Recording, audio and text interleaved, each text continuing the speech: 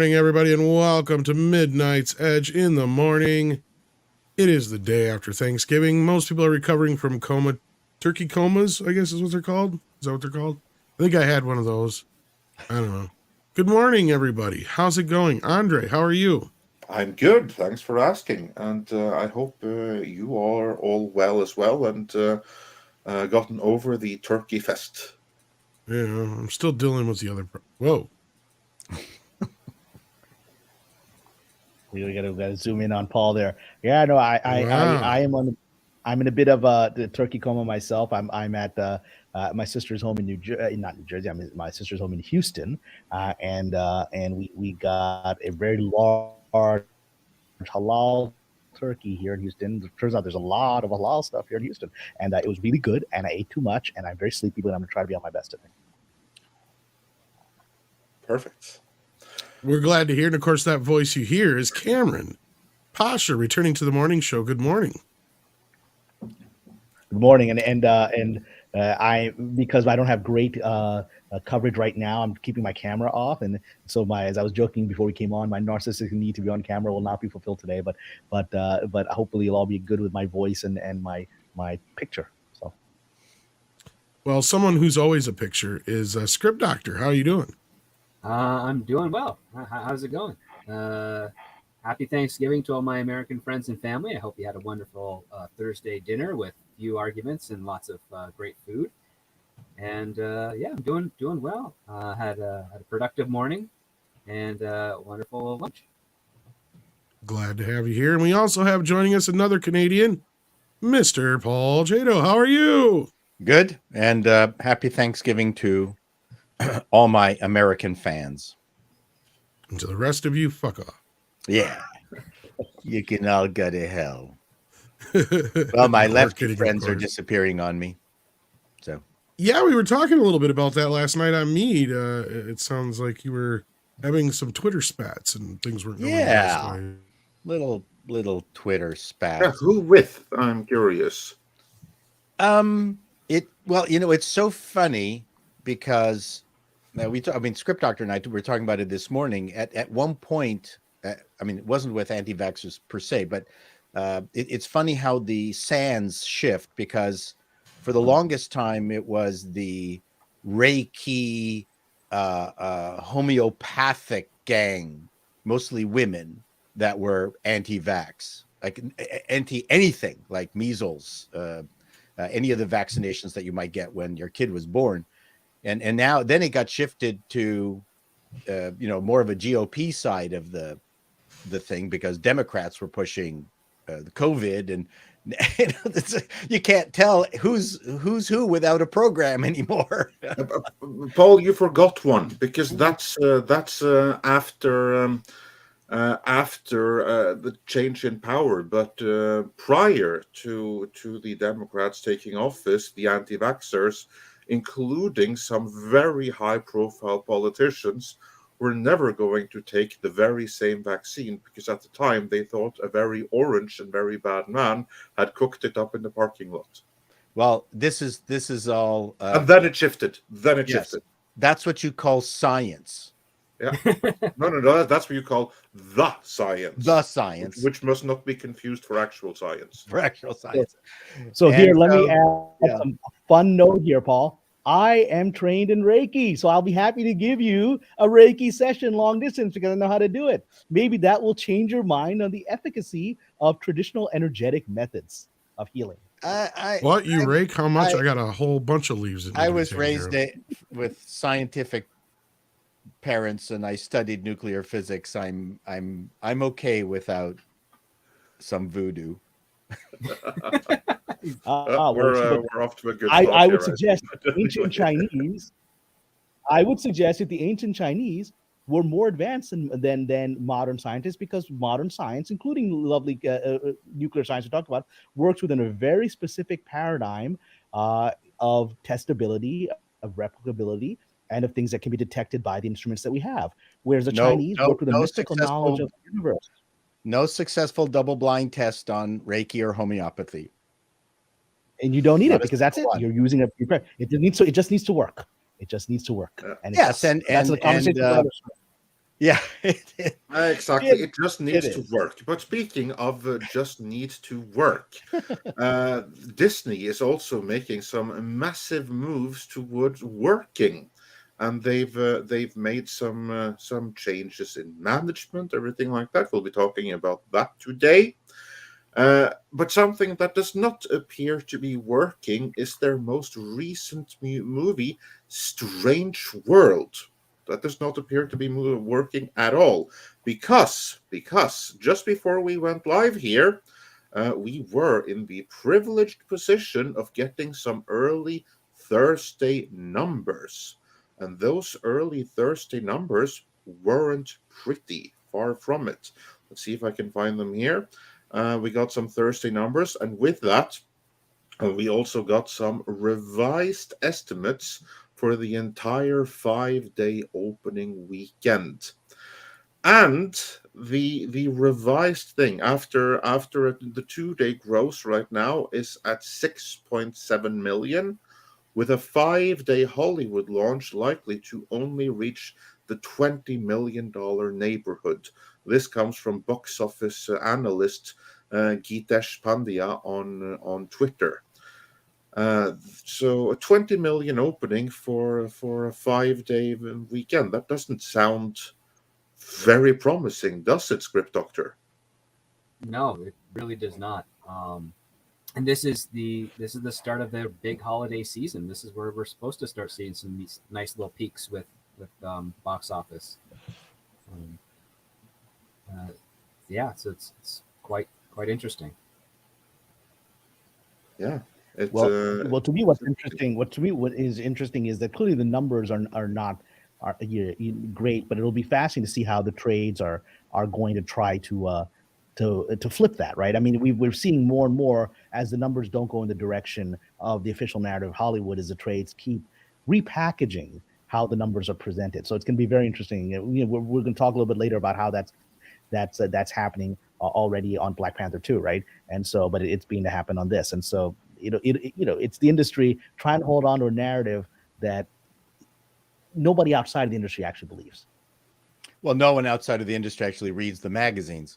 It's a navel gazing community. But even Variety's headline stated that very clearly that Strange World box office not very strong, or however they worded it. It wasn't a positive headline. Well, we can compare this to a more recent film from them. Last year's Onward opened, or actually 2020's Onward opened in March, just before the pandemic. And that movie opened with 40 million. So this is half of that. Yeah, and that movie didn't even go on to make any money. That movie dumped finally at the end at around 142 million. So this does not bode well. And we've heard that they're going to shove this right onto Disney Plus in the next week or two, or I don't know. It's like not long from now. Well, they didn't market it particularly well. I mean, I didn't hear anything about it except from conversations on YouTube that I was watching, right? People talk, it seemed like there was no buzz about it at all. The only buzz that I see is people looking forward to it failing. There seems to be a lot of that. Yeah. Yeah. Well, and to be fair, Disney has done a lot to how should I put it? They have done a lot to give people what they see as justification for wanting that. Yeah.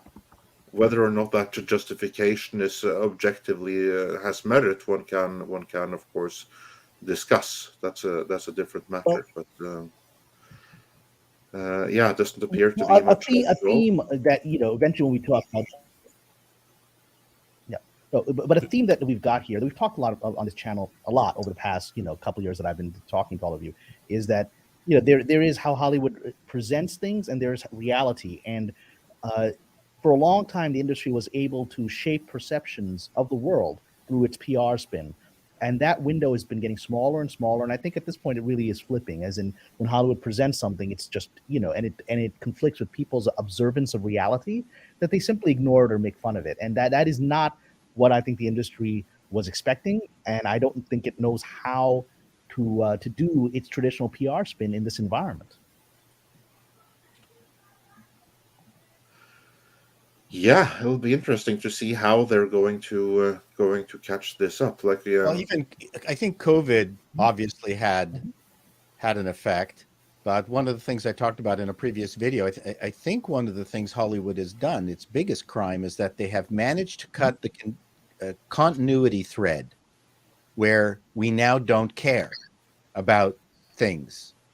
They cut the continuity thread of Star Wars, the Marvel franchise.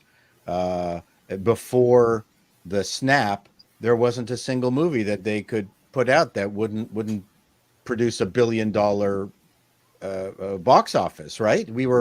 Didn't matter. We were all anxious for the next movie, but at some point they have cut the continuity thread. We just don't care that there's another Star Wars. We don't care there's another Marvel, and this is now. And then that infects all of Disney. So now Disney produces something, and we go, oh, okay, we don't care about the next Disney thing. Lightyear was a piece of shit. So why do we care about this frenetic movie, which we can't really get a bead on, with animation suitable for not suitable for people who have any kind of what is it? Never mind. I can't remember the illness that you can't have shaking flashy lights. What's that called? Epilepsy. Epilepsy. Like it's not an epilepsy friendly movie. So I don't know. Disney companies did not make an inclusive movie. They made something that was epilepsy exclusionary. how horrible of them. Well, you need to have bi epilepsy, then it's okay. Kamran, you were saying. Oh no, I didn't. How is it epileptic and not epileptic? Is there's just a lot of flashing sequences, or what is it? No, it's in. I mean, I'm half joking. There's a hyper animation style where the animators just can't like leave a scene be. And well, this is only from the trailer, and obviously this is what the trailer editors picked, but it was hyper crazy animation, and it was too much for me.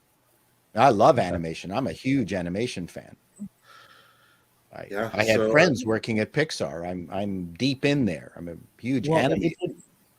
It may be we're reaching that stage that often happens in the industry, where you're just trying to make changes for the sake of making changes. You're trying new technology for the sake of new technology, and you're not actually thinking whether the adjustment is needed, and whether it's actually improving the visual impact on the audience. And everyone's trying to justify their jobs in a bureaucratic system like Hollywood, and so everyone has to be quote unquote constantly innovating. It's a lot like, in some ways, it's a lot like the software industry, where you got to keep putting out a new final draft every year, even though I think Final Draft 1 is better than Final Draft 10. I think it just gets worse with time, right? Well, they got to give you an excuse to keep upgrading. Correct.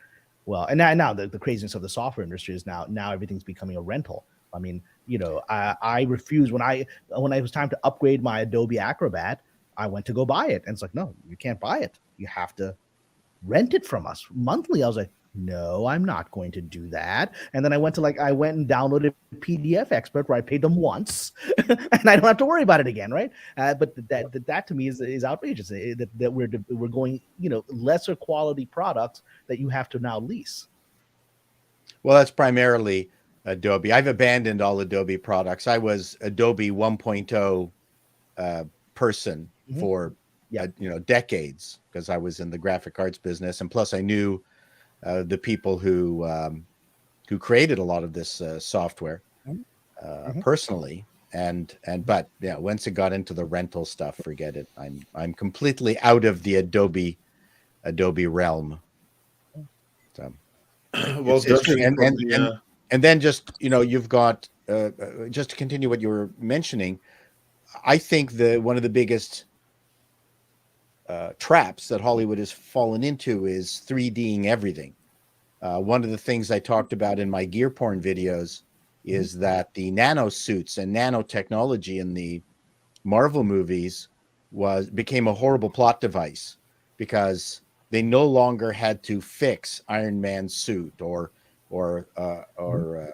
Black Panther's suit. He just sort of started walking, and then suddenly the nanoparticles would then appear and turn into the mask, and no one had to walk away to repair a suit. The nanoparticles were self-repairing. It's the worst thing that's happened. Gear porn, as I said in my videos, is gone in these movies. No one's making anything. They've got nanoparticles that will do whatever it is they need to do at that very moment. Spider-Man needs a bunch of legs to pop out of his back so he can walk along like a giant spider. Sure, here it is, nanoparticles. So this is 3D death by 3D. Well, creative murder, essentially. I mean, it's also it's a creative murder essentially. It's also similar to the allegorically to what was it, last year or the year before, where they started promoting like AI software to write and analyze scripts for certain types of content. Awesome. Like, that's what you're basically doing in your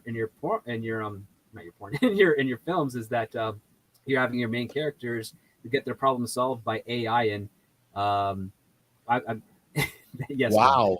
By AI and CG animation. I mean, the costume designers for the Marvel films mostly are being done in After Effects in post, because for Avengers Endgame, they were wearing motion capture suits or register marks on their bodies because they didn't know what the white time traveling costumes were going to be at the time. They wanted to experiment.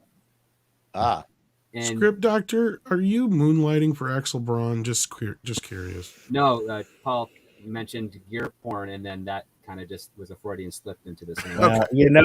Let's just say we all Freudian slip on porn because it tends to dominate a portion of our minds at all times. Anyway, I apologize.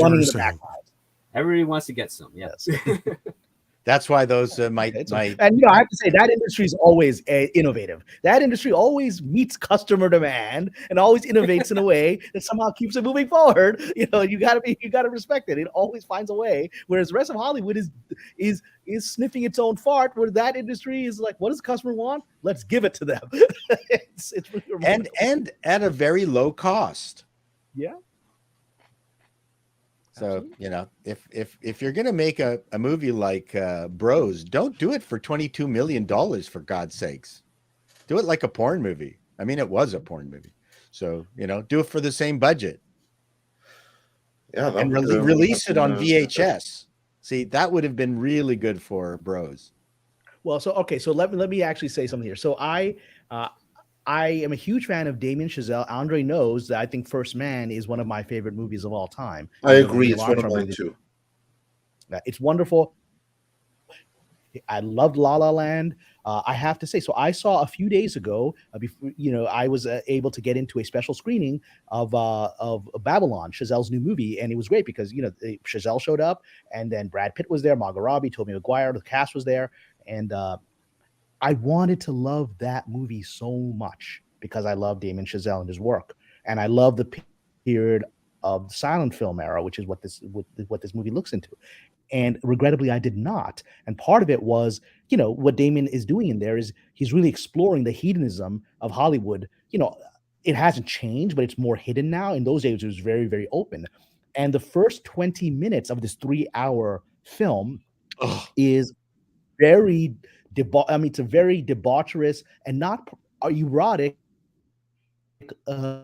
orgy scene at a producer's house in the silent film era in Bel Air, right? The literally first 20 minutes before the opening credit card comes on, that we're watching Babylon, we have 20 minutes of this extreme and not, it's very unsettling orgy, and with a lot of, let's just say, you're shocked that this is the kind of sexual activities that are being shown, or even shown in something that's not an NC-17 movie. And I guess the purpose was to literally show it's Babylon. It's like Babylon of the Bible, like the land of sin, Sodom and Gomorrah.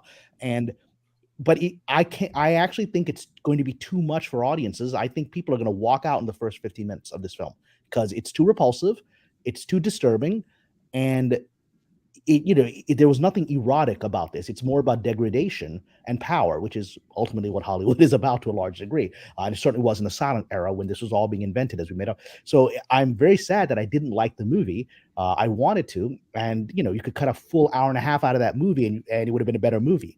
It's there's some very interesting character work. Margot Robbie's incredible as a star, as a silent film starlet who gets discovered, and then at the height of her fame, the talkies begin, and she goes from being she's absolutely managed to transition to a little degree. Brad Pitt plays a John Gilbert's type of star from the silent era who can't manage the transition, and he goes from being the most famous movie star in the world to being unknown within essentially a week, and it's shattering to him. So those character things would have made a solid hour and a half to 2 hour movie just following their characters, but instead we have all of this debauchery that's thrown in without any rhyme or reason throughout the movie, and it doesn't work in my opinion, and that makes me sad because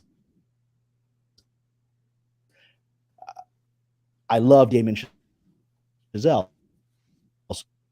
So people should watch it. I don't think a lot of people are going to be. Any thoughts? Anybody there? Yeah, you're there, but you're just crackling a little bit and coming and going a little bit. Okay. Well, the trailer, just based on the trailer, looked uninteresting. Yeah. I think that people got the gist before. Yeah, I mean, it's very absurd. Now you're just disappearing completely. Yeah. When's it releasing? Right. All right. Yeah, Kamran, if you have like some other means of logging on, I think now would be the time to try that. While Tom, maybe we can go through some super chats before we get into the topics of the day. Or how about I do those super chats? Sorry about that. Callum Lyle says for 10 Australian dollars, I know the color blue makes you angry, but Way of Water doesn't look like the same story. It's a father protecting his family, and if leaks about the feral child are true, then a redemption arc. So yeah, no, this is obviously a comment about the new Avatar movie, which I saw the projection for is that it's going to open to 150 million, which means that it's not looking good for it unless it wildly overperforms from there. As in it can't really drop anything. It has to have like Top Gun Maverick like audience appeal going forward. And I hope it will have. I mean, I don't want to see James Cameron fail, especially if it has like good messaging in it. I'm just worried that they put so much money into the movie that there's no way it's going to be successful, because Cameron himself has said that it needs to be the third or fourth highest grossing movie of all time just to break even. That tells me they spent too much money on it. Yeah. That's all right, gentlemen. I apologize. I'm going to restart my computer. Yeah, well, I'm sorry. Yeah. Do that. I'm going to restart my computer. I'm going to come back in 2 minutes, and hopefully my connection problems will be gone. Please continue. Everyone, stay on the channel. I'll be back in a minute. Yeah, perfect. And then we'll get. I'm hoping, just for the sake of people going to movies and getting used to going to movies again, that they're popular. Yeah, I hope so too. I hope that this is another really good film experience for people, especially since it costs so much, and it would be a shame if it was a waste, and it would be a sad end to James Cameron's career and track record. So I kind of want the movie to succeed. I just don't think it's going to. It's a hard thing to do because of its extreme runtime. That's the other part. That's less showings per day, so it's going to be tricky. Yeah, we'll see how it goes. And then we have Darking, who says for $2 this week, Disney had a bob implant surgery. I think they mean bob replacement surgery, but yeah, he got hair. Yeah, we shall see how. If that means that they suddenly got their mojo back. I don't think so, because the dude with the hair is the one that caused the company's problem in the first place. Well, we haven't heard. Has anyone heard any pronouncements from Iger yet? Any speeches? The only thing that he Confirmation. said was that he's going to double down on the creatives, and he feels that the creatives is the key to Disney's success, which tells me that he is going to, as expected, reverse Bob Chapek's change of organization, which was all about keeping the creatives in check. I have a strong feeling that Iger is going to remove those checks and balances, so that the division heads can let their creatives go wild. But of course, that is what led Disney astray in the first place, when all of their creatives became crooked and they all became nuts and they all decided to push the same agenda all at the same time. Then maybe in that environment, the creatives shouldn't be allowed to run completely free. But that is pretty much the only thing that Iger has been saying so far. Or Tom or Script, has he said something that I missed out on? I'm not sure. No, nothing that's come across. Not that, yeah. I mean, he put out his memo or whatever, and that was it. Last I know, he hasn't said anything else publicly. If he has, it's news to me.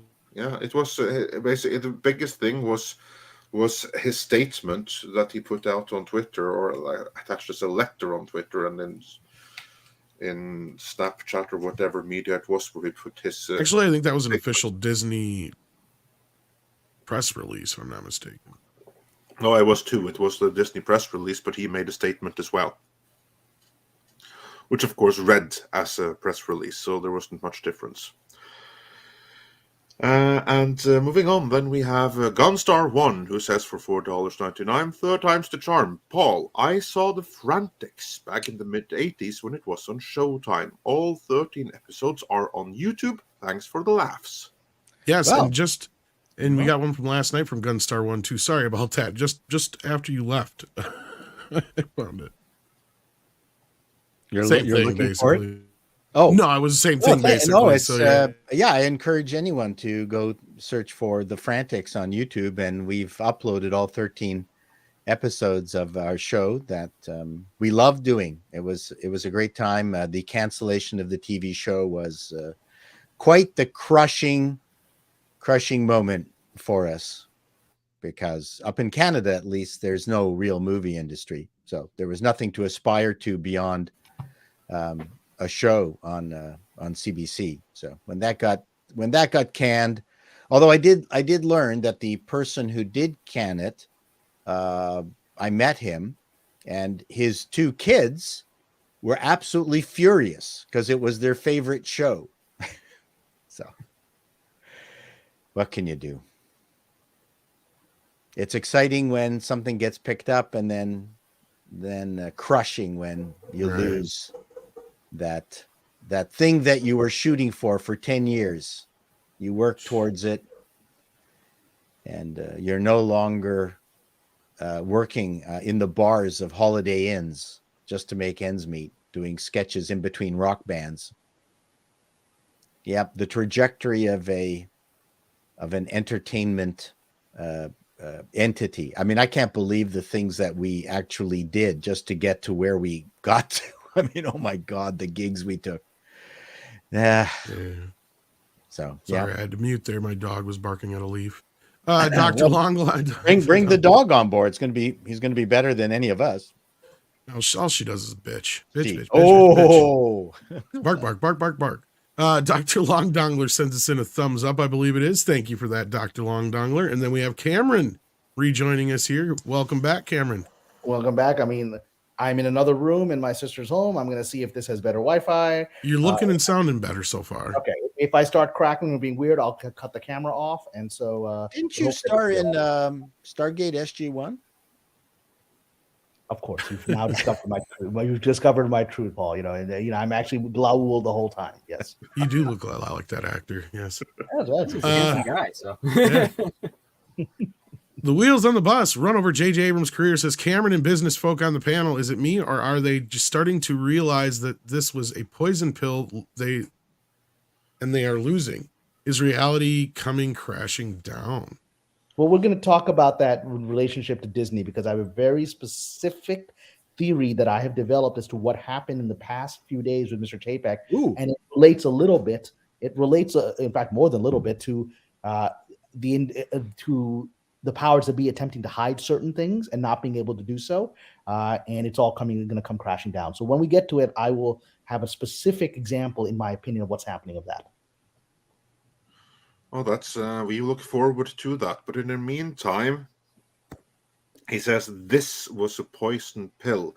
Now, he doesn't specify in the super chat what this refers to, but I'm going to assume, just go out on a limb, that he's talking about wokeness in film. Now, leaving Disney out of it for the moment, you have the rest of Hollywood. You have Warner, you have Paramount, you have Sony, you have all of these. You think that all of these are starting to see this is not where the audience goes, this is not where the culture is going, or are they heading down the path of many more bumps to find that out? I think they've known that for some time, right? The problem is, and I think Script and Paul would agree that all this train is such a slow train. Mm-hmm. All this garbage that we've seen in the last year is stuff that was sent out of the station 3 years ago, right? When they weren't as aware of things or were in denial about where the culture was heading. So that's the problem, is that people get frustrated. Oh, look, the woke is ending, but we're seeing this stuff. I'm like, yeah, because it's like staring at the stars. You're looking backwards in time, right? That's what's happening here, literally. And you're looking at when you look in the sky, you're looking at a galaxy that's not there anymore, a star that's maybe dead, but you're seeing it now, right? Because that's when the light got here. And that's kind of what's happening in Hollywood. It's going to be a process before they are. I think they're all awake as to where the culture is and where the audience is. But now you got to put new trains to send out, which is going to take several years to get to the station. Yeah, the Strange World is best viewed through the James Webb Telescope.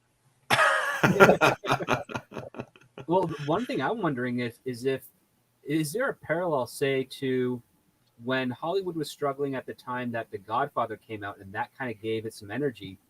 Do we not have something similar on the horizon, since Top Gun has kind of done the same thing for Paramount that The Godfather did 50 years ago? Right? It's a movie that broke box office records, and it kind of put Paramount back in the conversation again.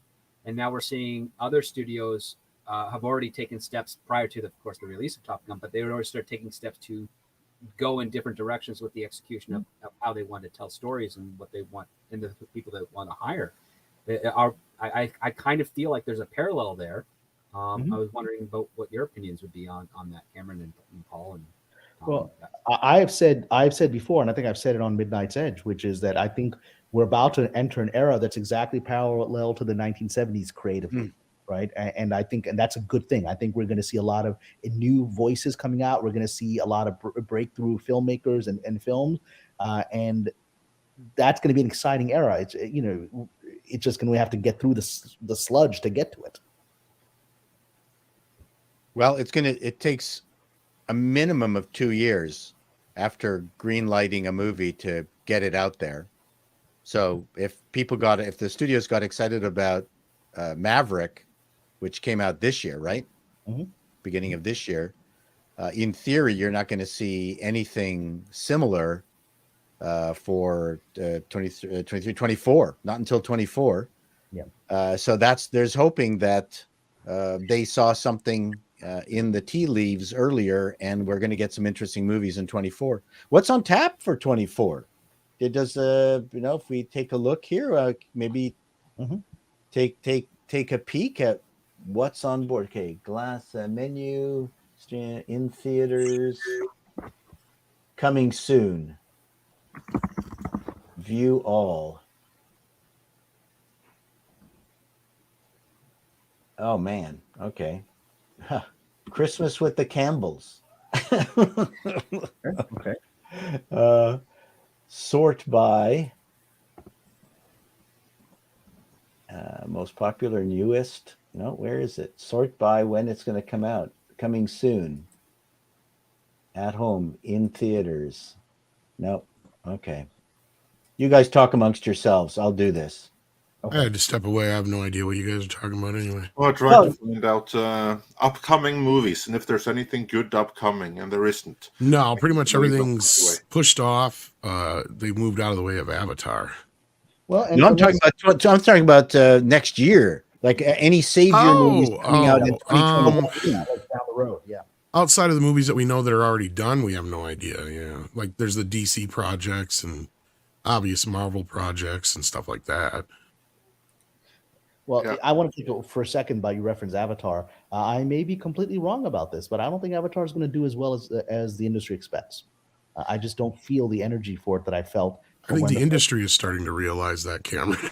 I think everyone is realizing. I think it's going to turn out worse than the industry is expecting, and they're expecting it to not go down too well, unless the movie surprises everyone and actually it turns out to be a really, really good movie for the audience. That's the only hope for it at this point. Well, I'll be honest with you. I wasn't a huge fan of the first Avatar. I mean, I thought it was interesting technology, but the story wasn't particularly fresh or compelling. I mean, I'd seen Pocahontas. I mean, it's a story that we've seen before, right? It's a story of the white man going native, right? I mean, dancing with wolves. I mean, I've seen this before, right? So I went and saw it once for the spectacle of it, of the new technology, and then I didn't see it again. That year, I went and saw Piranha 3D like 4 times in the theater because that boobs. That was yes, and it was a fun movie. I my ass off for 2 hours straight, right? Well, I think that the big thing is here, like, okay, I've brought up and joked about how my mom has probably some of the worst taste in movies when it comes to certain things, because she'll sit there and watch her Hallmark movies all Christmas. Mm-hmm. Yeah. She saw the trailer yesterday for Avatar for the first time when we were sitting down to Thanksgiving dinner. And she liked the first one. She thought it was really neat, and she loved, the whole spectacle of it all. Yeah. And she's like, it doesn't look any better than the first one. Yeah. That's my mom. She's a normie saying this. Mm-hmm.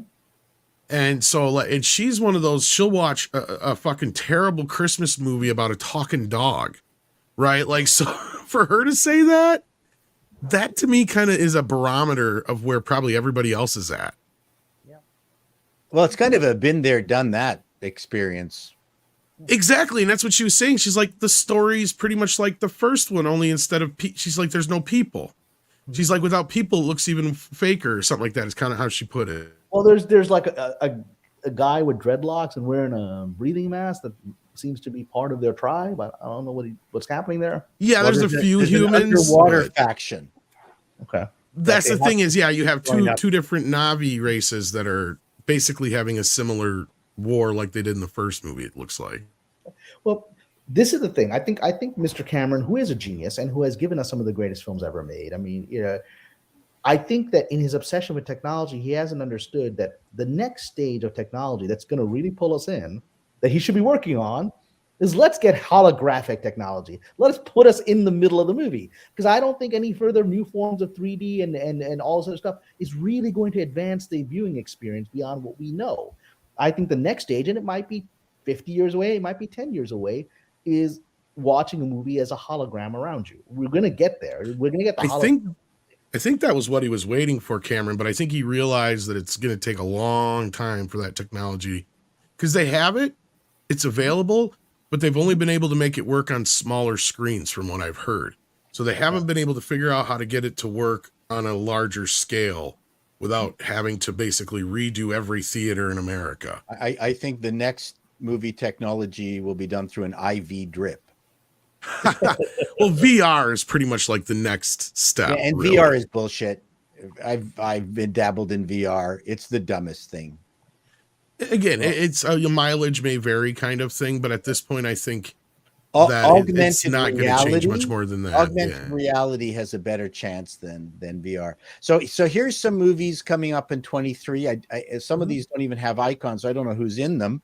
But to me, I'm looking for the next French Connection or The Day of the Jackal. You'll be looking for a long time for that, I think. Yeah, because that's pretty much what Tarantino was talking about the other day. But anyway. And to me, that's the only way we're going to move forward is seeing movies like that. I mean, I guess I'm being an old movie guy, but Megan, I have no idea what that's about. There's a Nicolas Cage movie. That's that killer robot movie, Megan. Is it? Okay. The Old Way with Nicolas Cage, and he's looking like Harrison Ford in the picture. Happy Fucking Sunshine. Okay. That should be interesting. Then we got A Man Called Otto, featuring the rapidly aging, God damn it, from Apollo 13 and Tom Hanks. Pinocchio. Tom Hanks. Tom Hanks, thank you. This is how my 68-year-old brain works. I will be asking you to help me connect threads in my brain. Another house party. On Sacred Ground, A Snowy Day in Oakland, Missing, The Protector, Detective Night, Pathan, that looks like an Indian movie. Oh, Plane, with the guy from 300, the Scottish guy. Gerard Butler. Yes, so that looks like nothing particularly good. Fear, Life Upside Down. Oh, with the Don't Call Saul guy. Bob Odenkirk. But yes, Last Deal, Winnie the Pooh, Blood and Honey. Okay. That could be Quantumania. interesting, but that's hardly the French connection. That's the Winnie the Pooh horror movie. Yeah. Right. And then we've got Ant-Man in Quantumania, which looks like a 3D mess, actually. God's Time. Shazam is coming in 23. Dungeons and Dragons, A Good Person, Champions. The Super Mario Brothers movie, that's up there with The Conversation. Evil Dead Rises, Renfield, Money Back Guarantee, Mainstream, Fast X. Renfield, I think, could be interesting, but again, it's not going to be a French connection. No. Fast and Furious, 10. Thank God. Oh, Guardians of the Galaxy 3 in 20. Yeah, that's okay. going to be I ending look off forward the year. to the release of the next Fast and the Furious, because then we're going to be having the Avatar discussion all over again about movies that cost way Too much. And too You much know, 3D. I don't know They if I'd drive count to the the Fast and I was going to say I would never count the Fast and the Furious movies out, because that's one thing that they do got. They're kind of like the Jurassic Park movies, Yes. right? They have a built-in. They're basically Hot Wheels the movie already, so they have a built-in audience. They're never going to go anywhere. They've gone stupid. Kids, because there's always a new crop of kids coming in that love cars. So my kid was one of these kids. Like, I've never watched one of these Fast and Furious movies all the way through, but he eats them alive. He loves this shit. This was the stuff he loved growing up. So just like the kids who were into dinosaurs, we're going to get Fast and the Furious movies until the end of time. I guarantee you they're never going to end.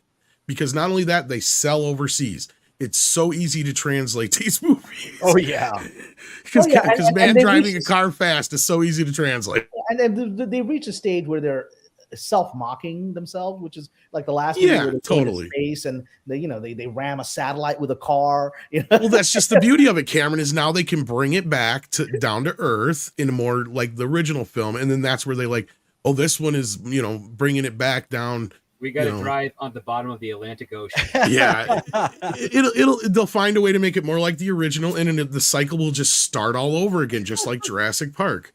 It'll just keep happening and happening and happening and happening. So the other major movies of 23 so far: The Little Mermaid, Spider-Man Across the Spider-Verse, Transformers: Rise of the Beasts. Yeah, finally a good. Who's directing that? The Transformers movies can sometimes be good. Bumblebee. Yeah. Well, they're going back to the Bay universe shit. Oh, okay, They're ignoring Bumblebee because Bumblebee didn't make the money they were. I hoping love for. Bumblebee was It was good. great. It's a good movie.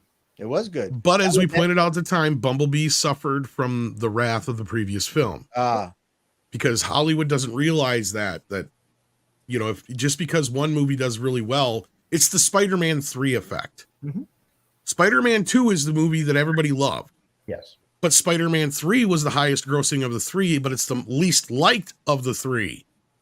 But it was banking off of the popularity of the second film. Right. Yeah. And Similarly, you can go back to Nightmare on Elm Street 4 is one of the higher grossing of the films, but that was because Nightmare on Elm Street 3 was the popular one.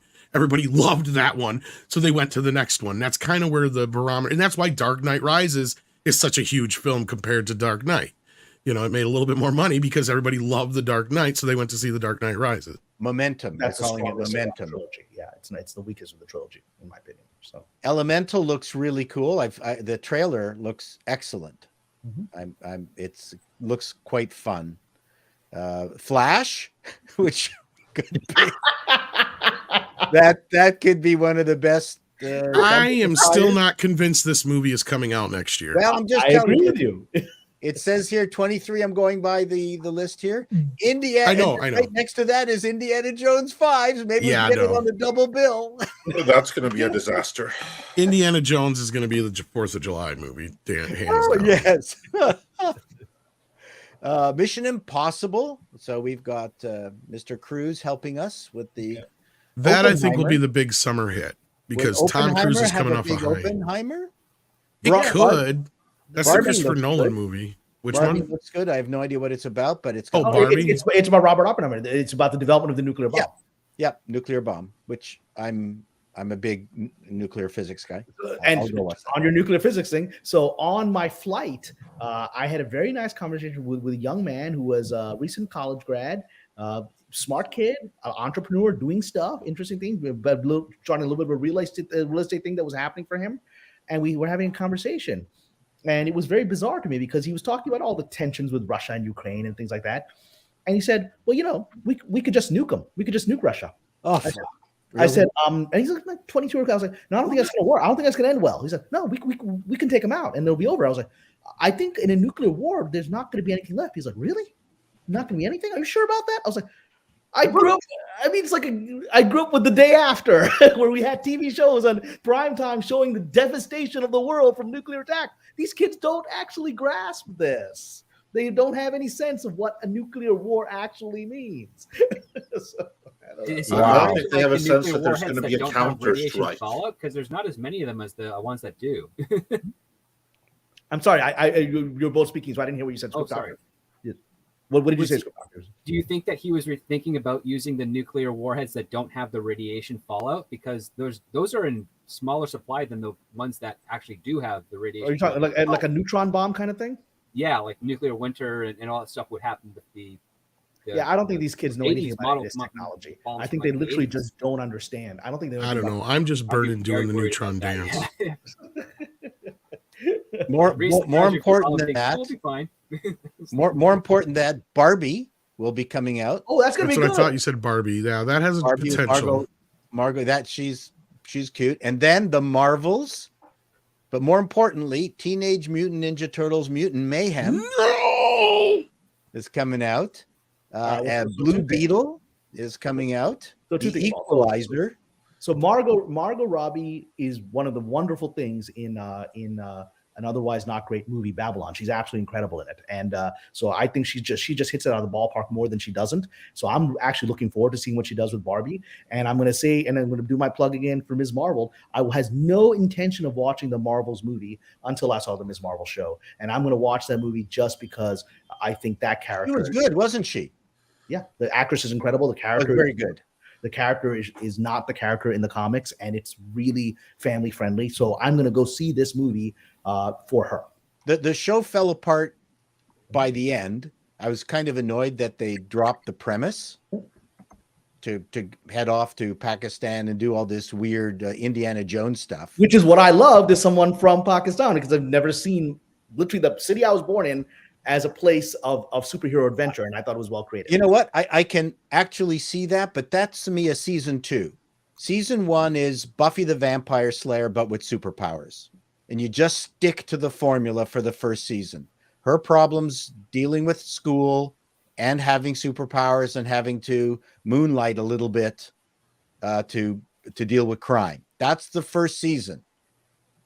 And then I just thought, okay, this is way too much, way too fast. That's just my opinion. Yeah, but in any event, the character I think we'd agree is a compelling and love. She's great. She was fantastic. I loved the family. Loved the family. It was really, really good to see that kind of cultural touchstone. But like I said, and it has probably one of the best father-daughter moments in any Disney Plus show. Like that's conversation on the roof. I completely agree with you. Beautifully done. I loved it. So hopefully that family will center into Marvels and not just be a quick side. Hey, good to see you. Go off, Kamala, and go fight evil. I mean, hopefully they're part of this movie. Well, they kind of did that in the TV show, which it bothered me. Yeah. So we've got Saw 10. Well, I just wanted to say something about Ninja Turtles. That is one of those films that I know there's no way. There's no possible fucking way in hell it's going to be any good because Seth Rogen is behind it. This is the worst idea in the history of ideas since putting Michael Bay behind it. Yeah. Michael Bay was good for Transformers. Not for Ninja Turtles. Oh, For Ninja Turtles, yeah. He produced Ninja Turtles, yeah. Yeah. he did one of them that I really liked, though. Maybe I'm wrong. Anyway, He just so we got produced them. Dune 2 is going to be released in 23. I'm looking forward to that. Yeah, that's gonna be good. I think it's gonna be good. Yeah, that'll be interesting. And they're bringing back the Hunger Games. Aquaman and the Lost Kingdom is apparently going to also come out in 23. And I think that's it. That's it for 23. And just as a palate cleanser, I'm pulling up 1980. 1980. The Shining. Oh, okay. Star Wars Episode 5. Raging Bull. Airplane. The Elephant Man. 80's not even a fair year to go up against No. it. 83 was more of a fair year. And even then, you still got 1980, great I'm shit doing there. 1980, I just pulled it up randomly. The Blues Brothers, Coal Miner's Daughter, Caddyshack, Melvin and Howard, Urban Cowboy, Ordinary People, Kegamusha, Dressed to Kill, The Stuntman, The Big Red One. Okay, we are not even Private Benjamin. Stir Crazy. Like there's just no comparison. No one's making movies. No, you're right. Quentin Tarantino was right. And Simu Liu, the face of Phase 4, went out and attacked him for it. Oh, he's in he's- Barbie. Now, so I know you know him, Script Doctor, a little bit. You've worked with him. I Yes, I hope you can get him a message that this isn't helping him. That his strategy of being the guy that calls out the power structure of Hollywood from his lack of personal power, thinking that's going to exalt his power, is not going to work. I have tried. Unfortunately, he has changed his phone number. But he's also behaving in a manner that I've seen a lot of actors that come out of Toronto area behave when they just get a little bit of stuff. I mean, it's not every actor, of course, but it's just been a pattern I have seen that has occurred. There's a couple of or not so much big actors, but Toronto actors who are on the rise, and they did stuff that was like what Simu did, and their careers vanished instantly because they didn't have a Marvel Studio movie to back them. And funnily enough, you mentioned Barbie. He is in that movie. He is going to be in Barbie with Margot Robbie and them. So that I wonder how that's going to affect. Well, if he starts speaking smack about Margot Robbie, and it's not going to work well for him. That's agreed. I mean, She's if I was quite in his well-liked. position, and I would never have said anything about being the first Asian superhero. I'd be like, I get to share the screen with some of the greatest talent in Asian cinema. Tony Leung, Michelle Yeoh, like these people. It's an honor to. I think Bruce Lee would like to have a word. I think he'd like to have a word. Yeah, about I mean, whatever. Okay, okay. He was Kato and all these other great characters. Yeah, it was a bit of a shot in the foot. Although it's not unusual for actors to turn on you. I did one show and hired an actor, very good one, who hadn't really done anything in 4 years, and then as soon as they got the job, they turned into the worst human being on the planet. I went, what's going on here? You haven't worked in 4 years. I just gave you a job, and now you're an awful person. What happened? You should be beholden to me. There was always an awful person.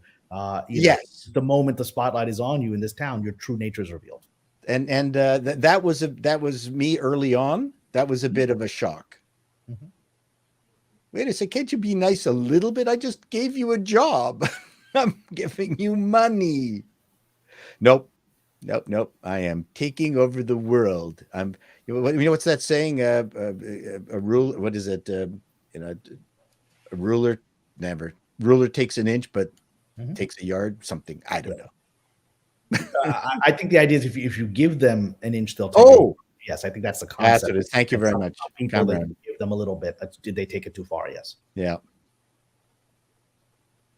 So there you go. There's the slate for 2023. 23 versus what came out in 1980. Yeah, and Movies Well, are- that's where I said you should have picked a better year. As far as like what I mean is, the two worst years in the 80s for movies were 1983 and 1988. I was saying put it up against the worst years of the 80s, and even the worst years are better than some of that shit. Was my whole point, is what I was trying to get at. Yeah. 19. And unfortunately, even if you do that, then next year is still going to look closer to this year. Yeah. Than any of those.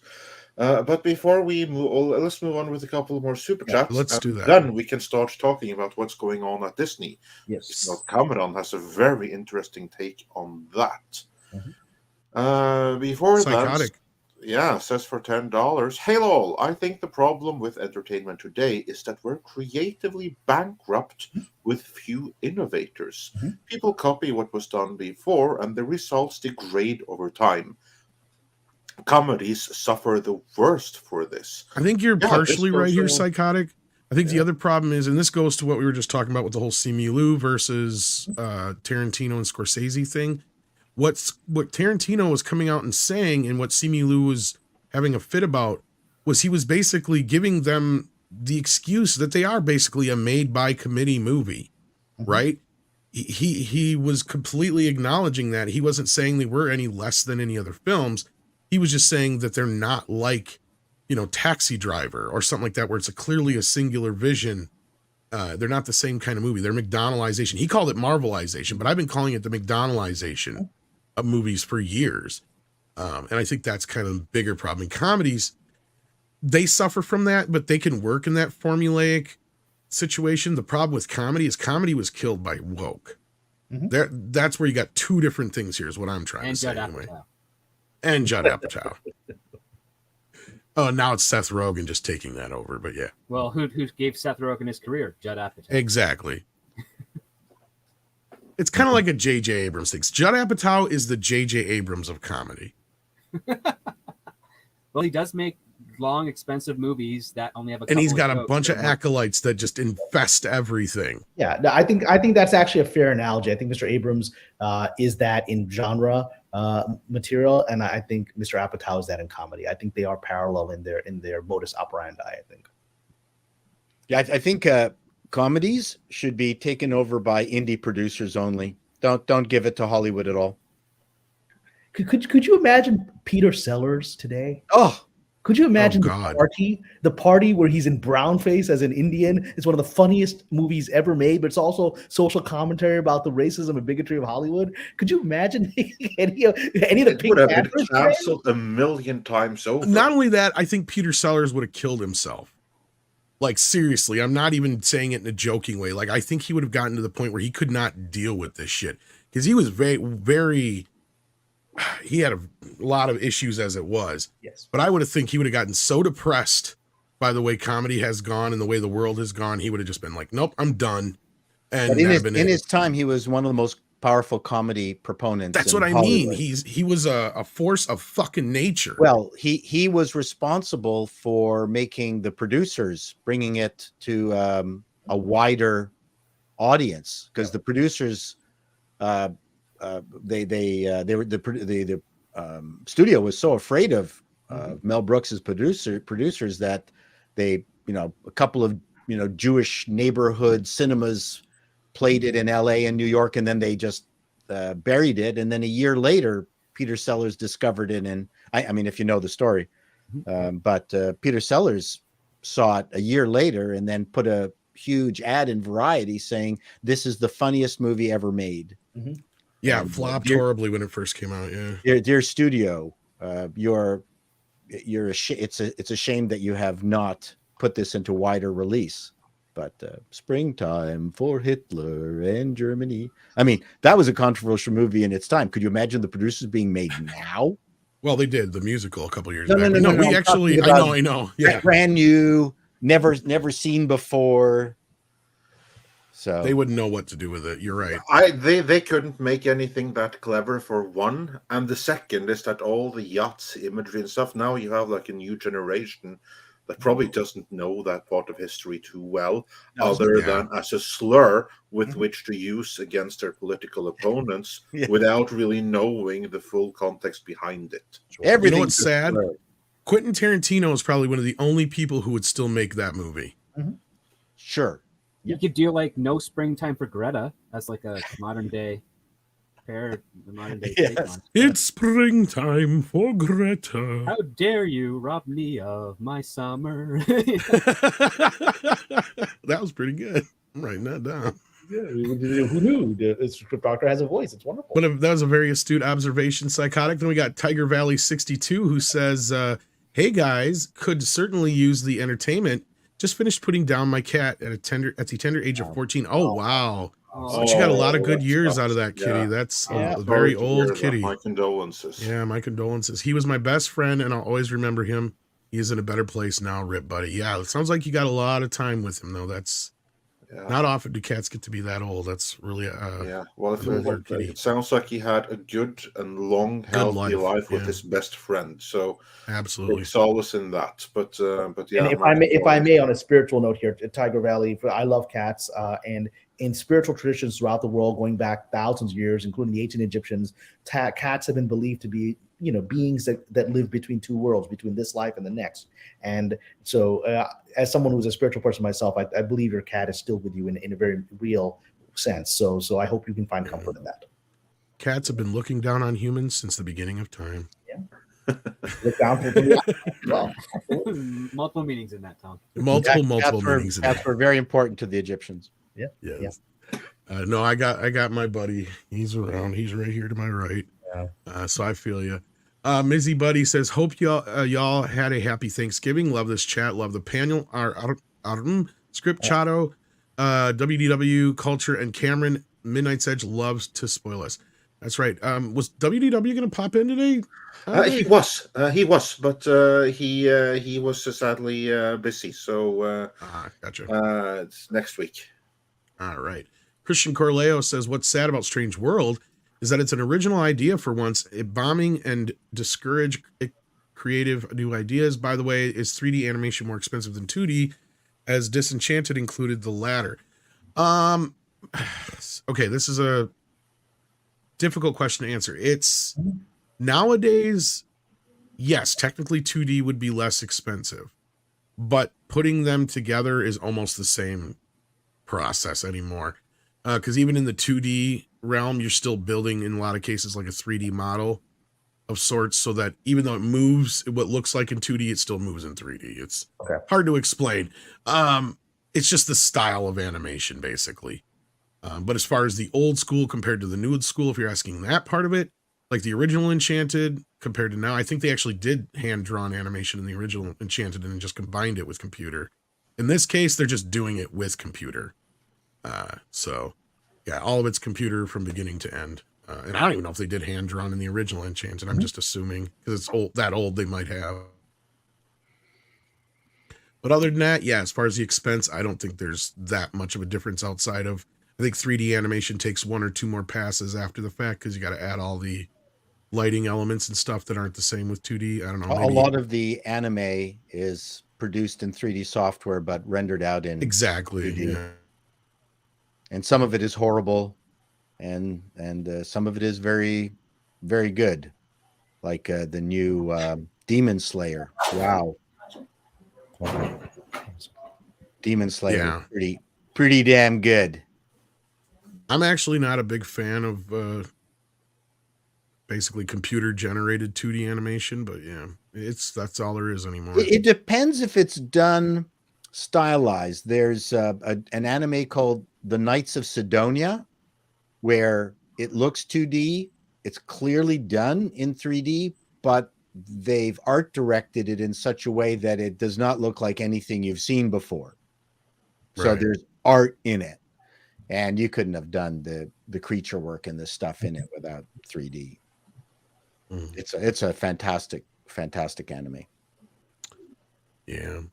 As far as it bombing and discouraging new ideas, well, we've had that problem since the Marvel age, basically, that that's why they won't do anything original really anymore. It's always going back to before the Marvel age too. It was, yeah, the McDonaldization of Hollywood, basically. Like, well, that's where we got a bunch of those remakes and shit like that. Because do we talk about the elephant in the room that they've been pretty light on it, but the person who is non-binary, playing a non-binary, was talking about the fact that this is the first movie where they come out as non-binary, and I'm going, I don't care. Be non-binary. I don't even think that's true, but okay. Well, I mean, no, I read the interview with the guy who's playing the voice, who's doing the voice. Okay. Well, yeah, well, maybe in a Disney animated film, I guess you could put that asterisk on there. Okay. Any of us who's fans of Star Trek, just remember that all this gender identity stuff and non-binary stuff was done quite effectively in Star Trek: The Next Generation, and then even more effectively in Deep Space Nine, right? Yeah. And so this is like this. There's a whole generation of people loving characters that don't fit into the sort of binary sexual paradigm. And yes, I don't know, the shapeshifter guy. Yeah, and also the Prince was popular in the 80s. Sorry, what was that? Also, you have symbiotes, right? Yep. And all of this stuff. It's been done before, and allegedly the toxic fans they love those characters. I mean, Dax was an incredible character. We all on Dax. I mean, so yeah. Well, now the thing is, it's being worn as a badge of honor, which is the issue. It's we don't care. Just be it. It's also the laziness of advertising. It's like, well, what can we talk about this movie that no other movie can talk about? Well, okay, the actor is this. Like, you're really reaching for something. You don't want to talk about the story. You don't want to talk about the adventures of character, the thrills and the emotions that can convey to your audience. You're going to talk about the easy thing, which is, well, who's the actor sleeping with? Like, that's gossip. It's not advertising. And Script Doctor actually hit a pivotal issue, because I think culturally the entire sort of identitarian moment that we've been going through for a few years now, which I do think is reaching it's nearing its conclusion, but that whole moment has been about identity over actual accomplishment, right? I used to be proud of the things that I did, right? And I still think I am, but now society had gotten to a place where, with our sort of, our everyone wins a trophy culture, where what do you have to be proud of? I guess it has to be something unique and distinct about your personal inner life, right? Which frankly, most people don't care about anything. Well, we've got a whole group of people who are proud of the fact that revealing identity is the goal and the accomplishment. Yes. And then you go, where's the rest of the script? That's the whole point with TikTok, for instance. I mean, half TikTok's videos are just people talking about their gender preferred pronouns and inventing a new one just to suit their particular needs. And well, not only that, let's be real. Like, where is the one place in movies where these things actually do come up? More or less when you're doing a romantic film, whether it's a dramatic film, comedy, what have you, doesn't matter. But here's the problem. Those are some of the least popular films as far as, like, they don't get you don't usually see too many romantic films get a theatrical release. They go usually straight to television. That's why a lot of these people are trying to overtake everything that's popular, right? Because that's what's bothering them, is they're not getting the fucking attention they want in the other places they normally would be comfortable telling their stories, right? And this goes along with the same thing with, like when Leslie Headland was like, I want a black writer with a black director and a black lead and blah, blah, blah, blah, blah. Telling a black story. It's like, you know what? I know 12 black writers who have tons of stories they want to tell, but nobody wants to listen to them because they're not about a superhero. Correct. That's the problem we have here, is that they don't want it. They say that shit. They don't really want to tell a black story from the black perspective from a black person. No, they want a superhero movie that is taken over by the black perspective from a black writer, from a black director, so they can sit there and go, look what we got. That's what they want. That's all it is. It's a virtue signal from beginning to end. Well, it's what Spike Lee said, why he had to finance and produce Malcolm X independently, right? Because he said if the studio system would never make this movie authentic from a black man's perspective of Malcolm X, it'll be about the white reporter that follows Malcolm X around, right? And he befriended Malcolm X. Well, there's a little more to that story, Cameron. He actually got Norman Jewison pushed out of the directorial role of that film and historically. For the best, because I think that's his greatest film, and I think it's up there with Lawrence of Arabia. You could be right on that, but yeah, I think it was the right call. I mean, he made that movie. But anyway, you know, one example, we talk about 80s movies and about identity. You all remember, some of you may remember the wonderful movie Children of a Lesser God. Remember that? Right. Yeah. And so there we have Marlee Marlee Matlin. Matlin. Yeah, Marlee Matlin, you know, debuting as, you know, a deaf actress playing a deaf role. And it's an incredible movie. That's right. fantastic. And she's incredible in it.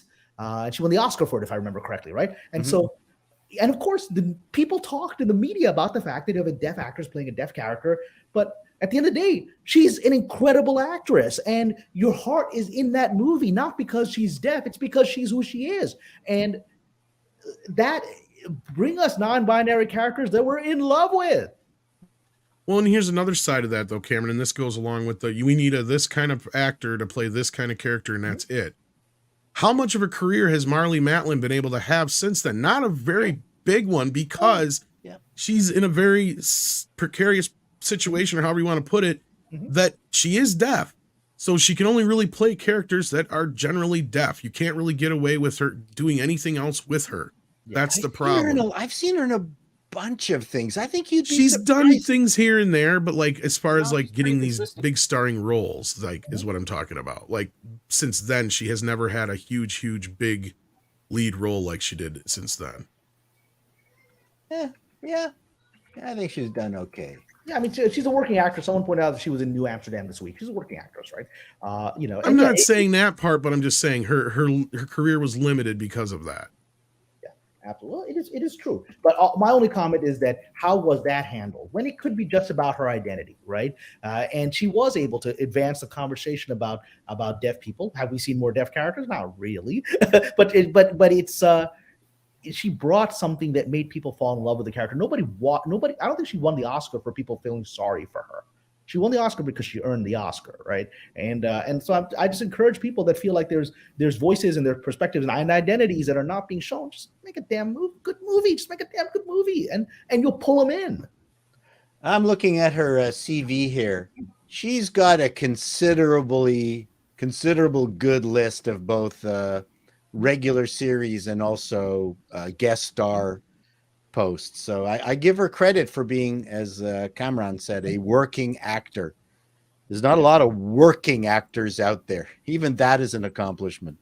I have a friend of mine who is an Arab actor, Palestinian actor, who struggled for much of his career, and recently has started getting like big movie work, like in his like late 50s, right? Wow. So God bless him. And he survived 30 years of being, you know, the guy in the background yelling Allahu Akbar while holding the gun, right?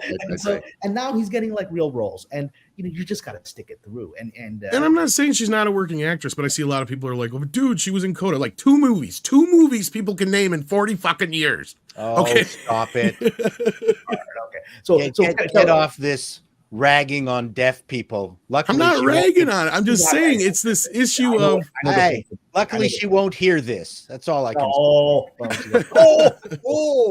Okay, here we go. Oh, yes, that one hurt. All right, so Andre, do you want to move on to Disney? Yeah, yes. Let us move on to Disney. I was just thinking that. Spill, Kamran. Yes, Kamran. Because just to set it up, we have had a very interesting week behind us in all things Disney. Especially with the shift from the new boss back to the old boss. And that happened very, very surprising. There was obviously a lot of behind-the-scenes shenanigans going on with that, although we do not know exactly what that was. So that then leaves the question, what might have happened? And of course, you've read the tea leaves, but not only that, you've read the financial papers, and you have some inside sources in Disney as well that have been able to feed some droplets and corroborate some things. So, Kamran, share with us, what do you think might have happened behind the scenes? Well, let me start by saying this is speculation. This is speculation. This isn't anything. I've got a few Disney sources on my Patreon who then actually, when I presented my theory on my Patreon a couple of days ago, which I called the Pasha theory of Chapek's downfall, which is a very specific theory, these Disney employees said, this actually makes sense based on X, Y, and Z, and I'll talk about that. But it wasn't something that was leaked to me. It's speculation, and it may be wildly off, but I have a feeling it is adjacent to the truth. And there was more information that came out today that again points to me that it might be what I'm suggesting is adjacent to the truth. So we've all talked about Bob Chapek being very surprisingly removed, and it was a surprise for all of Hollywood. Kind of feels like it was a surprise for him, because I think he was introducing Elton John. He's like, all right, get off the stage, you're not the boss anymore, right? And so that it just feels like something that happened very rapidly and very unexpectedly. And I've been trying to piece together, based on the publicly known data points, some kind of unified field theory. And what I've come up with feels plausible to me. It's also very sinister. And so, again, I'm stating this as speculation, and I will find out. I actually think we will find out how close I am to the truth in the not very far future, because of the issues involved. So, without rehashing everything that happened with Bob Chapek, we know he was removed from power a few days ago. Apparently, it looks like I'm freezing. Okay, hopefully, if I keep freezing, I'll shut off my screen. But okay, so he was removed in an emergency board meeting over this past weekend, and it seemed to shock everyone, particularly him. And he's been absolutely silent, to my knowledge. I don't know that he's put out any information that ties into my theory. Unless someone can correct me, I believe he has not put out any statement publicly.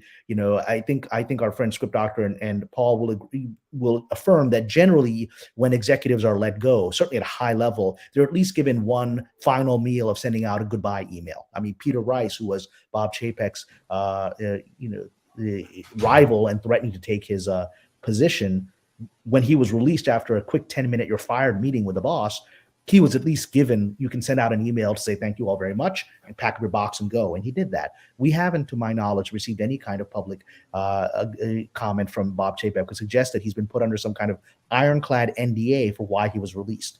So why would that be the case? So the one thing that's triggered my theories is we're trying to figure out the events that happened. We've had all kinds of interesting theories, whether it's related to ESG, which is about the diversity boards, and maybe in his efforts to remove certain people who were part of those ESG efforts, that he had crossed a red line with certain woke investors. Perfectly possible. There are some that think Kathleen Kennedy is so well connected that she made a few phone calls to BlackRock when he tried to fire her, and that was removed. Now I think information has come out to suggest whether those events were happening or not, they weren't the catalyst. So what we know publicly is this so far, is that early, I believe it was Monday, Wall Street Journal put out a report stating that the reason that that Bob Chapek was removed, or at least the sequence of events, was that the Disney CFO, Christine McCarthy, who was a Bob Iger loyalist, who I think Chapek unwisely left in her position, thinking, keep my enemies closer. Well, sometimes your enemies are too close and they're undermining you. And that seems to be what happened here. So according to the Wall Street Journal, Ms. McCarthy panicked for some unknown reason last week, that she suddenly felt that her boss was incompetent, that he was mishandling the finances, and rushed to the board in an emergency, apparently Friday night, and said, we need to talk. We need to get rid of this guy right now for the sake of the company. And they had an emergency meeting, which apparently was so emergency that Chapek didn't know what was happening. I don't think he had any idea this was happening. I don't think he was brought before the board to plead his case. I think it was all done very quietly, and then he was removed. So what could have happened that made Christine McCarthy move so quickly last week? The official narrative in the Wall Street Journal doesn't make sense to me. The official narrative is that Ms. McCarthy was very concerned about that earnings call 10 days prior, that Mr. Chapek seemed very blasé about the very, the unexpected lower quarterly earnings, or at least unexpected to the marketplace. Stock fell 13% in a day, and that she was shocked at how, relaxed he was and wasn't taking this seriously. And that, and as a result, 10 days later, she decides to have an emergency meeting with the board. The problem that doesn't make sense to me is that Ms. McCarthy knew the numbers probably before Chapek knew the numbers, and that, as anyone who works in a corporation, certainly at that level, knows that, she was on the earnings call, and part of her job as CFO is to counsel the CEO as to how to present the numbers in a way that's palatable, so that you don't have a crisis in the stock price. And so she would have had conversations with Bob Chapek for some days before the earnings report was released. How do we massage this on the call? So the idea that she was shocked that he was calm on the call, well, that's what he's supposed to be. Is he supposed to be, my God, I've ruined everything. We've ruined everything. Is that the call he's going to do? No, he's not going to do that. He's not going to be presenting forward-looking, information that's going to be, we're heading for disaster. He's never going to do that. And she would have counseled him not to do that. And so that doesn't make sense, but that was the official narrative. And now the narrative is adjusted again this morning. So the narrative that came out today, apparently the Wall Street Journal, also doesn't quite fit, and it doesn't fit what we were just told a few days ago by the Wall Street Journal. The new narrative and I think it's Ms. McCarthy and her allies who are sending this to the Wall Street Journal because they've got to explain why they did it, and I'll explain why they really did it. The new narrative now is that that came out in the Wall Street Journal today is Ms. McCarthy, and this is an egregious claim, but I think it leads us in the right direction. She claims that Bob Chapek was essentially cooking the books, that he was moving numbers around to cover losses in the streaming television world, right? And she was so shocked and horrified when she learned this that she went to the board to have him removed. Okay, that story doesn't make sense for two reasons. One is, how could she not know that was happening? She's the CFO. And I think Paul and Script Doctor would agree, the entire Hollywood industry of accounting is a shell game. That's the entire industry is. I'm losing. Yeah, back. So the entire industry is to move numbers around. If we remember, Peter Jackson had to sue New Line Cinema because they were claiming that that Lord of the Rings made no money because he had a profit sharing clause in his contract, and they're like, wow, these movies that made $3 billion and have all this licensing, they're unprofitable because that's what Hollywood does. It does these shell games where it moves numbers around to present whatever narrative it wants. And so when the numbers aren't good, they move numbers around to hide that. That's nothing new. That's the entire industry structure of accounting. So the idea that would shock her, she's probably the one that told him this is how we move numbers around because that's her job as a CFO, is to know how to do that. And so that doesn't make any sense. But that's the official narrative that Disney's putting out today, which contradicts the narrative they put out a few days ago, saying she was upset with his demeanor on the earnings call. Now, if I may just interject real quick, we also learned that Chapek was fired without cause. So he's going to get his full severance pay and everything like that. If it really had been something so severe, he would have been fired with cause and gotten none of those stuff. And we know, because this was officially confirmed, that didn't happen. He was fired without cause. Yeah, and if he is guilty of some kind of sleazy or even criminal accounting malfeasance, that is with cause, right? And that's probably criminal activity. That's probably a criminal complaint from the board. Sure, herald a lawsuit. That's not what happened. So that narrative that's put out today doesn't make any sense. But the narrative came out 2 days. The new narrative came out 2 days after I just published on my Patreon my theory. So let me tell you what I think actually happened. And I think today's new narrative shift confirms that this is the right direction. So what I believe happened, and this is speculation, but it fits the data points as we know them. What happened in those 10 days between the earnings call and the sudden emergency meeting to remove Chapek, to secretly oust him?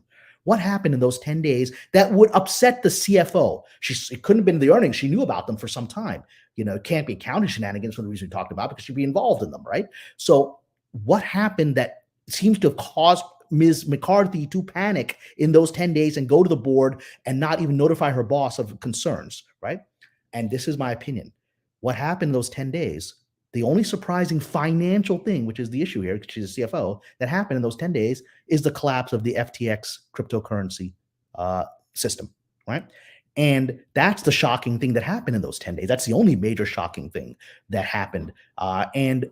So my theory is this, my speculation is this, is that Disney, Ms. McCarthy and others at Disney got Disney embroiled in FTX. They put a substantial amount of assets in FTX, probably on the recommendation and encouragement of a lot of the woke capital firms like BlackRock and others that were supporting FTX and said, this is a good idea. This is where the money is.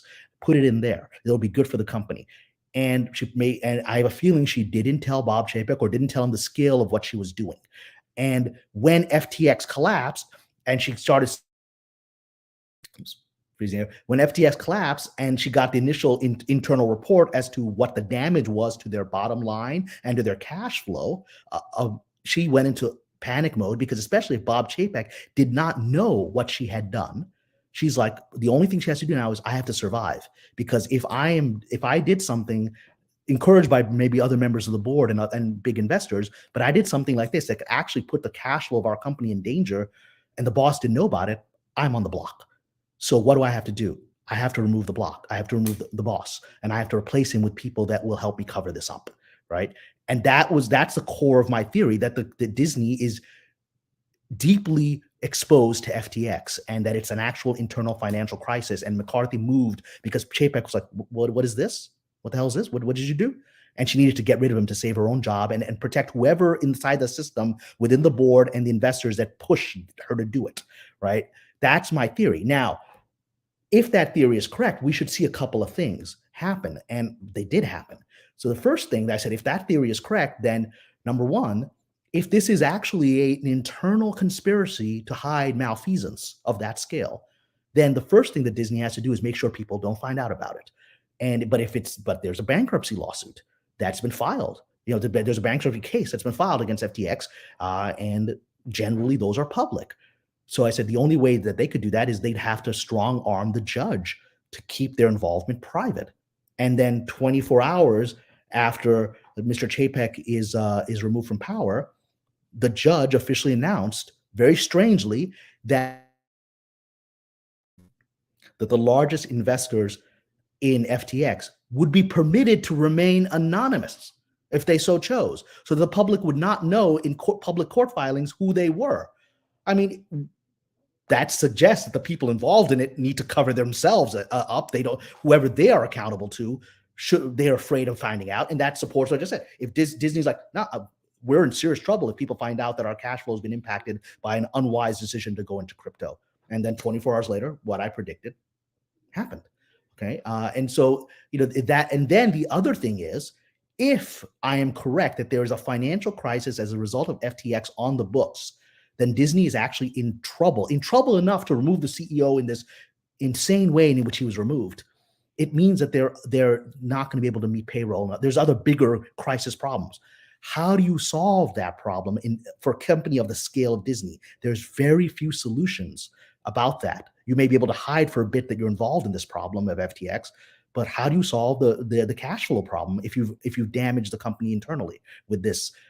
Well, what you would do is you'd have to sell the company and cover it up through accounting schemes during the sale, so that your buyer understands what happened and your buyer provides you the money you need to cover your problem, your cash flow problem, and the issue goes away. There's very few companies that could buy Disney. There's one that can. That's Apple, right? And I said, well, if that's the case, then we should be hearing that Apple is interested in buying Disney fast, because they would have had that conversation with Apple. You want this? We'll give this to you cheap if you agree to help us cover this up. 24 hours after Mr. Chapek was removed from office, we had the wrap, the wrap, revealing that apparently within 24 hours, Bob Iger is having conversations with Apple to sell the company. I mean, why would he have conversations within 24 hours of returning as CEO unless there's a financial crisis that he has not publicly announced? He needs to sell this company and put it and get this covered up. And so I said, okay, well, if that's the case, then the next thing that has to happen has to be that, because you cannot hide an accounting scandal of this level for long, then you have to start seeding the market that there's an accounting scandal brewing, and you have to put the blame on somebody else besides the people that are responsible for it. And then this morning, this bizarre claim that's being leaked out from Disney that Bob Chapek was involved in some shifty accounting of moving. Now the market knows that in the Wall Street Journal that there is something wrong with the books, and they're attempting to put the blame on Bob Chapek. That's exactly what you would do if my theory is correct. And everyone is trying to keep themselves from shareholder lawsuits and potential criminal malfeasance. So that's a very extreme theory. However, it fits every data point that I can see. And it's the only thing that seems to cover the extreme and seemingly panicky behavior of everyone involved, is because they made a mistake with FTX. They put the company's finances on the line, and they need to cover it up or they all go to jail. And that's why you behave the way you do, because Bob Chapek was like, what is this all about? I need to look into this next week. We're going to have a meeting, Christine. Let's talk. Let's go over the books. Can't let that meeting happen because then you're done. You're finished. Your life is finished, right? So you got to get rid of him now. And that's what I think happened. And when I posted that theory on my Patreon several days ago, several Disney employees then sent me a DM saying, this makes sense. And then they sent me links to articles saying how Disney was announcing several months ago that it was going to get involved in cryptocurrency. And so it looks like they did get involved in cryptocurrency. And is anyone shocked that the people that Bob Iger put in place would get involved in a cryptocurrency that has at least been claimed to be linked to Democratic Party money laundering when Mr. Iger was planning to run for president as a Democratic Party candidate and may still be planning that, right? Is anyone shocked that this would be what happened? If there was a cryptocurrency they were going to get involved in, it would be FTX. It seems the most likely thing based on the characters that Iger left behind to deal with it. So that is my theory. I almost think I might get a phone call or an email from Disney Legal saying cease and desist from making these things. So I'm stating this is speculation. This is just me as a human being looking at all the data points that you're releasing publicly. And the only theory that connects all the data points to me is you got caught in FTX. You're all in trouble. You need to sell this company to Apple and cover it up. And you need to silence Bob Chapek and put the blame on him so that you don't go to jail. That is my theory. And I have to say that it does fit the data points. It does fit with the observations, and for anyone who is wondering if this all came after the fact, no. Kamran Pasha has been covering this live on his Patreon. This is something that has developed gradually, and then the data points to confirm what you were saying, they've basically been coming day after day. Like you started talking about this already on Tuesday, Wednesday, and half of the stuff you've said come in support basically came after you predicted that it would be coming.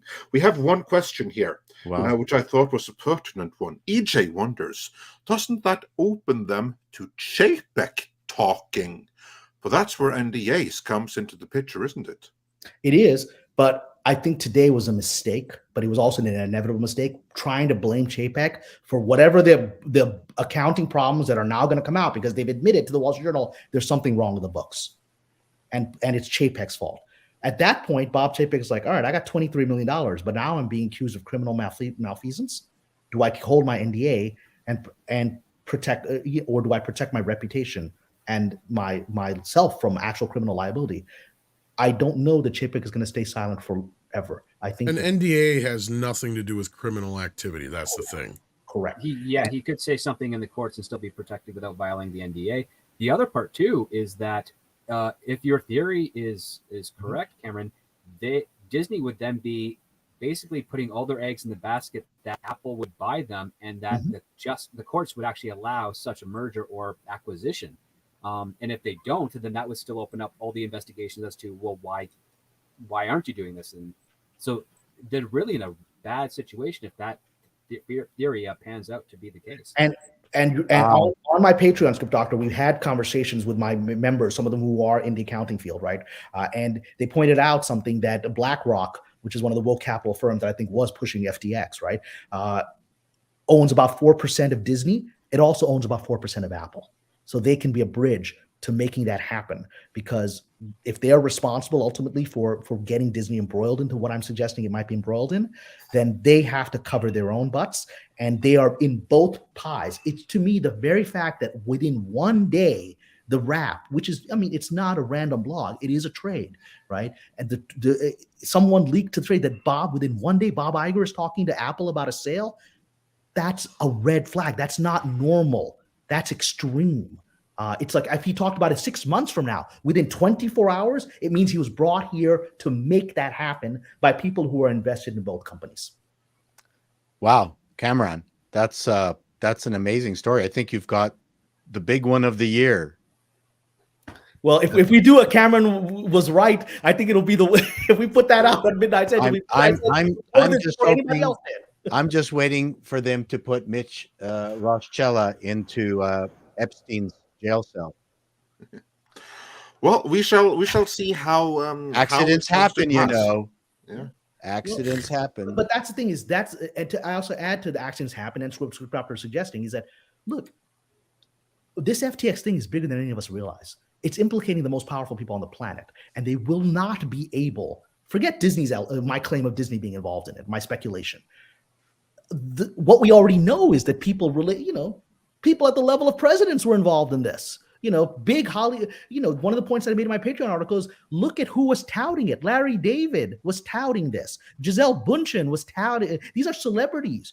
And I think I've said it before, these people weren't touting it because they thought, I'm sure they were paid quite handsomely. Hopefully not at FTX, but they might have been. They've been paid, but they were told to do so by powerful people. This is going to embroil powerful people who are going to do everything possible to cover themselves. This came out of nowhere for them, and they didn't plan properly. Whatever scheme they had wasn't supposed to self-destruct because one Chinese cryptocurrency company decided to pull the plug on its investments, FTX, unexpectedly. They didn't plan that out. That's the black swan, right? Mm-hmm. And so now all of them are exposed. And then they will panic. And all we've seen from Disney in the last 5 days is panic. The rich will cover themselves. Look at the Panama list. Mm-hmm. I thought when the Panama list came out, oh my God, all hell is going to break loose. What happened with that? Nothing. Yeah. Well, but I'm not so sure they're going to be able to escape this one because a lot of average people lost money on FTX. A lot of average people. I think this is going to become at the level of Watergate. Watergate brought down the president of the United States. I think this is not going to go away, and it's going to get bigger and bigger, and everything they do to cover it up, because Richard Nixon was not removed. They've never been able to prove that he was actually involved in Watergate, that he actually ordered the break-in. To my knowledge, that's never been proven historically, even on the tapes, right? What has been proven is that he told that the FBI to shut down the right? And he covered it up to protect his cronies in the system, and that was enough to bring down the president of the United States. If I'm correct that this is a Disney cover-up, it will be worse than admitting they made a stupid mistake on FTX and firing the people involved in it. So do you think FTX is in Hunter Biden's briefcase, computer? I think you're going to be surprised with stuff that's even crazier than that. Yeah, it's a speculation, but it is speculation that fits the data points. And then the real proof is just going to be, how does things play out from here on out? Mm-hmm. Does a Disney or Disney Apple merger happen within a short period of time? Then it wouldn't in its own prove, but it would add weight to the speculation. If nothing happens and if Disney carries on its own, then that Apple's not going to merge without inoculating itself from the myriad of lawsuits that are lining up now. Mm-hmm. Apple would be out of their minds. Look what happened when Bayer took over Monsanto. Mm-hmm. They also took over every single cancer lawsuit. Yeah. So that's why this is all panicky behavior. That's why the conversations are happening within 24 hours. None of this is being properly thought out. The people in the chat, I think, is erupting with a lot of comments that if I am correct, then Bob Iger is doomed. If I am correct, Bob Iger is doomed. There's no way to cover up what's happening here. It's not possible. They're not thinking. That's why the story keeps changing every few days. And I know this won't make everyone happy politically, but in the same way that the story around Mr. Pelosi kept changing every few days. And the stories are changing, and they're not making sense each time. Today's story in the Wall Street Journal does not make sense and contradicts the story that didn't make sense 3 days ago. It's unraveling because they're not thinking this out. Unlike Bob Chapek, who thought out his plan several years in advance, right? These people are used to being in charge, and they're used to everything going their way, and they're not thinking, they're reacting. That will lead them over a waterfall. Yeah, it'll be very interesting to see how this is going to play out with Disney regardless. And now, of course, now we have another thing to watch here, which is the talks with Apple. Mm-hmm. And even without going into FTX or anything like that, just looking at that thing on its own, we've heard like many stories about Apple is going to buy this, Apple is going to buy that, and every single time I've been asked about it, I've said the same thing. This is just one analyst or one broker or something that wants to create a name, get a little bit of buzz, put out a tweet or put out some speculation in a blog or something, and it gets picked up and people go wild at it. But ultimately, nothing's going to come with it because it's just speculation. There's like no proof to it. This thing with Disney and Apple, that's different. That's different because Well, not only that, we've talked about this before, that Apple's the only company that would be big enough to be able to take on Disney. And Plus, Disney you is the have, only one that doesn't have like an AT&T or a Comcast kind of behind them either. But I would wait until it links went between- bankrupt. Yeah, There Apple would be makes smart financially to do that. makes no sense. It doesn't, and unless you're being pushed by a large shareholder like BlackRock. If BlackRock has its fingers in both companies, which it does, then it's at least going to talk to the board of Apple saying, you want to do this, right? You want us to, you don't want us to sell our Apple shares at once, right? You don't want us to do that. Apple has so much cash on hand. I don't think BlackRock is going to affect them that much. I don't think anybody wants somebody who owns 4% of the company. No. That's true. But on the other hand, it's a money-making stock. So yeah, but also there's another factor. This is the power elite. Yeah. There's the power elite that's trying to protect itself from a contagion that, and I said this on the very first time I came on to FTX before I put my theory, it came on to Midnight Edge a few days ago, before I put this theory together, which is that this is going to be a contagion. FTX is going to be a contagion that cannot be stopped. And I don't believe any effort to stop it will succeed. And so that's what we're going to see. We're going to see people behaving strangely and then things blowing up in their face. I commend you, Kamran. That was dramatic and entertaining, as if you were a writer or something. It's what I do. One thing that I'm actually the pitch is great. I take it. I'm buying the pitch. Yeah, I've seen many people are even saying in the chat, like, Kamran, start writing here, because whether real or not, the movie is going to be amazing, and so is the book. Who's going to believe the story? Who's going to believe this? Like, the characters are not believable. The behavior. Nobody's going to believe the story. That's right. This fiction. fiction. Can I play Deep Throat? Please go ahead. Yeah. You can play. Wow. You can play Deep Throat. Yeah. But we have a couple of super chats here, so let's get through them. Fascinating. Absolutely. We got a very, very generous one. Let's start there. Mark Martin, I think it was. Let me look here. Gotta find it now. There it is. Mark Martin sent in $100. Wow. Thank you. Thank you so much, Mark. Says, hello, Chato. Barry's kids. Yeah. Help the kids out, please. As the former Hollywood executive and oldest of the old school, I will tell you they will never make another All in the Family and the Jeffersons in today's Hollywood environment. And speaking of Norman Lear, he is still alive at 100. Believe it or not. Not only that, he's still, I don't know if he's still working now, but I know he was as of a couple of years ago. Like, he even worked on a season of South Park. Like, that's how sharp he still is. People are consulting with him. Yeah. I was going to say, as far as I know, he's still technically working. Yeah. And going through those old TV guides, let me tell you, they did more shows than people recall, or even that he got credit for. Yeah, and he tried to make every show woke. Like, every show had to have its social backbone. Yeah, but Norman Lear did it correctly, right? I mean, he did it in a way that's provocative, that's thought-provoking. He showed both sides. Yes. Yeah.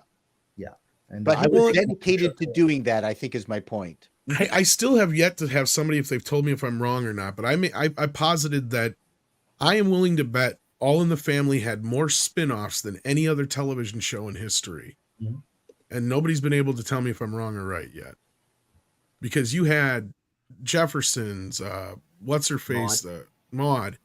You had even the daughter got her own spin-off. Daughter got a show. You know, and there was tons of them that come off of that, yeah. And Meathead is still and if it's not that, it's Happy Days.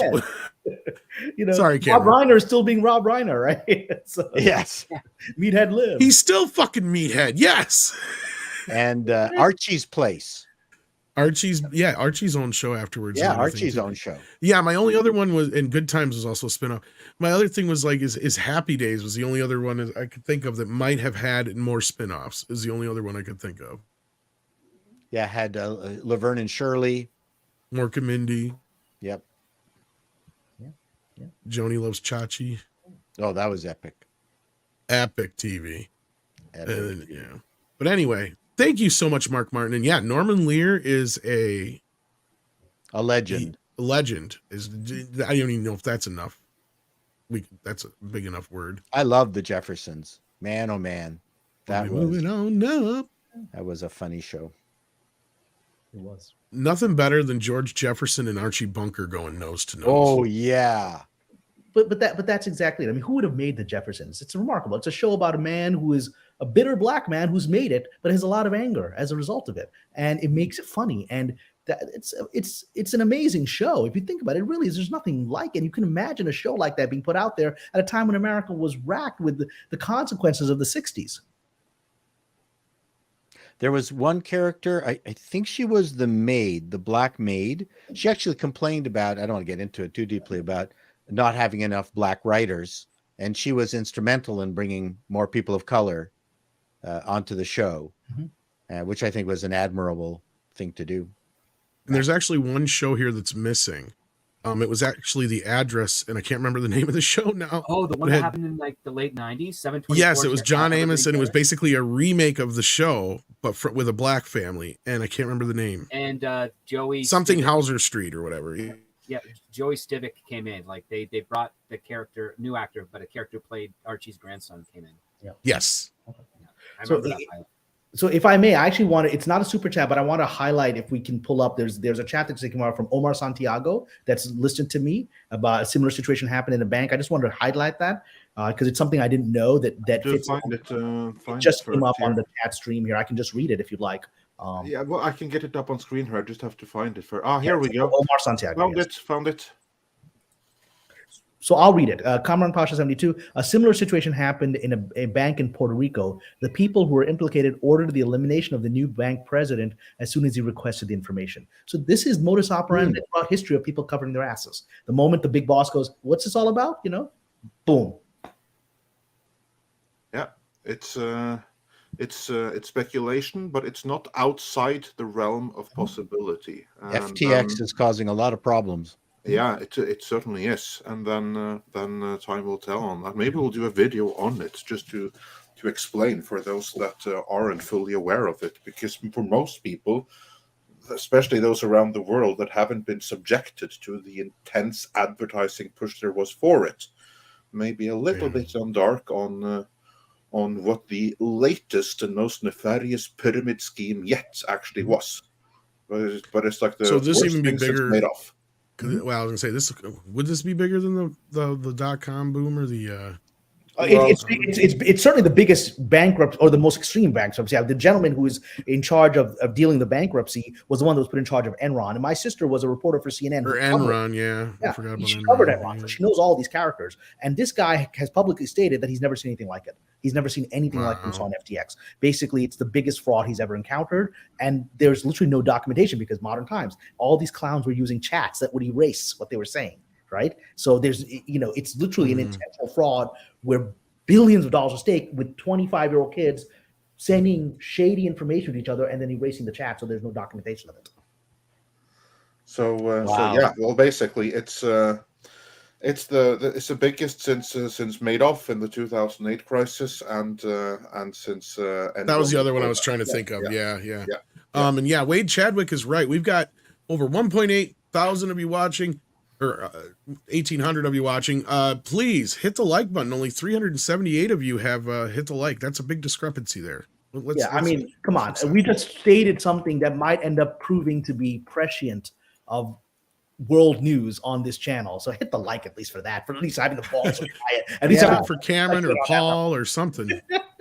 Even script. He's a good old Canadian boy. Darius Munchausen is here, and he sends us in. Let me see here. He usually sends us in a thumbs up or a box of popcorn. Let's see here. And we're going to need more. I don't have it here. Just for Kamran's defense funds. Yeah, if I get that cease and desist letter from Disney, I was like, I'm speculating. I don't know nothing. I don't have any inside. I'm not even claiming this is coming from my Disney insiders. Yeah. My Disney insiders, when they heard it, said, "Man, that makes sense because we know that the company was getting involved in crypto." But they haven't. I'm calling from Beirut. Leave me alone. Yeah, I'm putting this on live archives just to play it safe. So yeah. And then we have. Oh, that was brilliant! Absolutely brilliant. Wow. Horseradish Power, who is a new member. Thank you for that, Horseradish Power. Then we've got Elf here who says, so Cameron, does Disney shakeup mean that Victoria Alonso gets her job? Can I be honest? Or gets to keep her job? Yeah, Kamran. I can be honest. Nobody's thinking about Victoria Alonso right now. Once you've ousted the CEO in a bizarre and unexplained fashion, she's so far down the totem pole. Nobody's thinking about it. Bob Iger isn't going over. I don't think he's going over the list of who Mr. Gutierrez was told to fire by Bob Chapek. I don't think he's thinking about that right now. He's like, if he's actually talking to Apple as the rap is claiming, personnel is not on his mind. It's how do I get this company sold and get out of here and not be associated with any problems related to it. So I don't know what's going to happen. People ask you, are they going to go ahead with the cuts? I think the system of Disney is in such crisis. Everyone is in trouble, but not because anyone's targeting them. It's just because all companies are in trouble.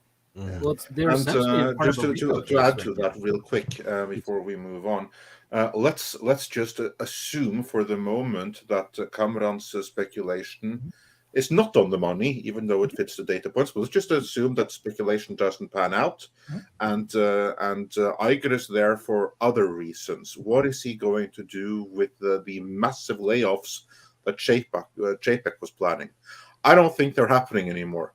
I think that those mass firings are no longer happening, and if they are, he's going to fire all of Chapek's people, which has happened already. All of Chapek's close lieutenants, they were gone over the course of the week, and other than that, he's going to fire maybe some people making the coffee and some cleaners and some stuff like that.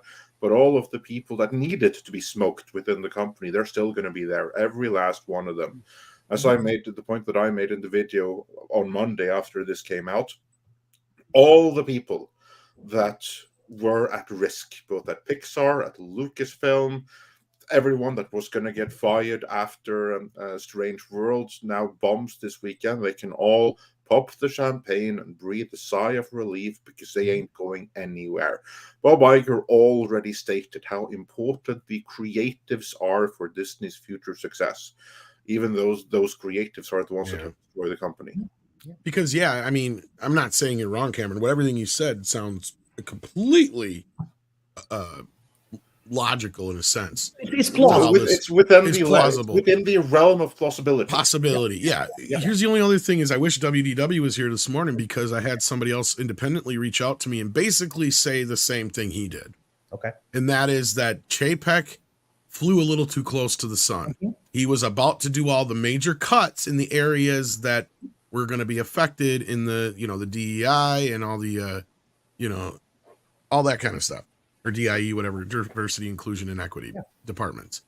And that's where the problem came in. And again, the same people that you mentioned, though, were the same people that flew up a flag and said, wait a minute here. We're the ones who are going to stand to lose the most with this situation. We need to step in. So like that's kind of the same thing I was hearing, but that doesn't mean they can't be related in any way. And as I said at the very beginning, all those pieces are still there. I still think people were making phone calls saying, "Is this guy about to fire me? Do you know who I am?" I think that was all happening, right? I also think that there was this thing that served as a catalyst that we just got to cut it off right now. That's my opinion. Well, and you also have the fact that Elon bought Twitter and Trump makes his announcement. Yeah. You have all these things all happening at the same time. So to me, I feel like it's a perfect storm of fuckery that has created this situation. And if what you're saying is true, we're talking a whole nother level of shit then, evidently. So, well, we can only hope that Apple is paying attention to those data points as well, because if they see them, they'd be out of their mind to buy Disney at this point, or even help them in any way. Unless there's people involved they're trying to protect. Exactly. And then on top of that, you still have to pray that you get the right judge, or a judge that can be easily nudged in the right direction to agree to the consolidation or acquisition of the company. And if I am correct that Disney was one of the rich people, investors that said to the bankruptcy judge, keep our names out of it. We see the power. We certainly see the power of rich people to do that. It's that kind of influence on a judge. And it should, if I'm correct, that Disney was one of those rich people that called the judge and said, I don't want our names in the public filings. They certainly have the power then to make the merger happen. I have to say, just look on a general, as a general thing, that the names of those most affected by this, that is being held outside of the public, that to me is every Right. single last bit as corrupt Mm-hmm. as the Epstein client list not being disclosed, but just being kept under lock and key, even though they have it, the courts have it, and they chose to do nothing with it. This is just the same thing, because not releasing that is covering up crimes. Simple as that. Yeah, I agree. So the question I have is, the ESG companies like BlackRock, things like that, they would have been hit. They're going to get hit a double hit. Number one, the Yes. investment in Disney itself, plus their FTX holdings. Yes. That's a big thing. Yeah, So not the investment. See, and that's lose where that. I was saying is these two could be related exactly, Yeah. like because Yeah. So I mean, to them, the double hit could be fatal. Yeah. Nah, not to something. No, Well, not it's certainly very injurious. It is certainly more pain than they had it's something planned. they don't want to endure. Yeah. So the FTX loss, that's it. That's fait accompli. There's no recovering from that. But the Disney side of it, who also had an FTX component, both of those have to be saved. And that's where I could see Apple being a part of this, especially if Apple has a lot of the same players involved and they're out to save their own ass, right? Because you got to remember, Bob has a lot of ties with Apple too. Yeah. And Disney and Apple are very tied up together. On the board. Exactly. So there's a lot of crossover here that I can see exactly what Cameron's saying. It makes complete fucking sense. Except other than lots of money, Apple is laser focused.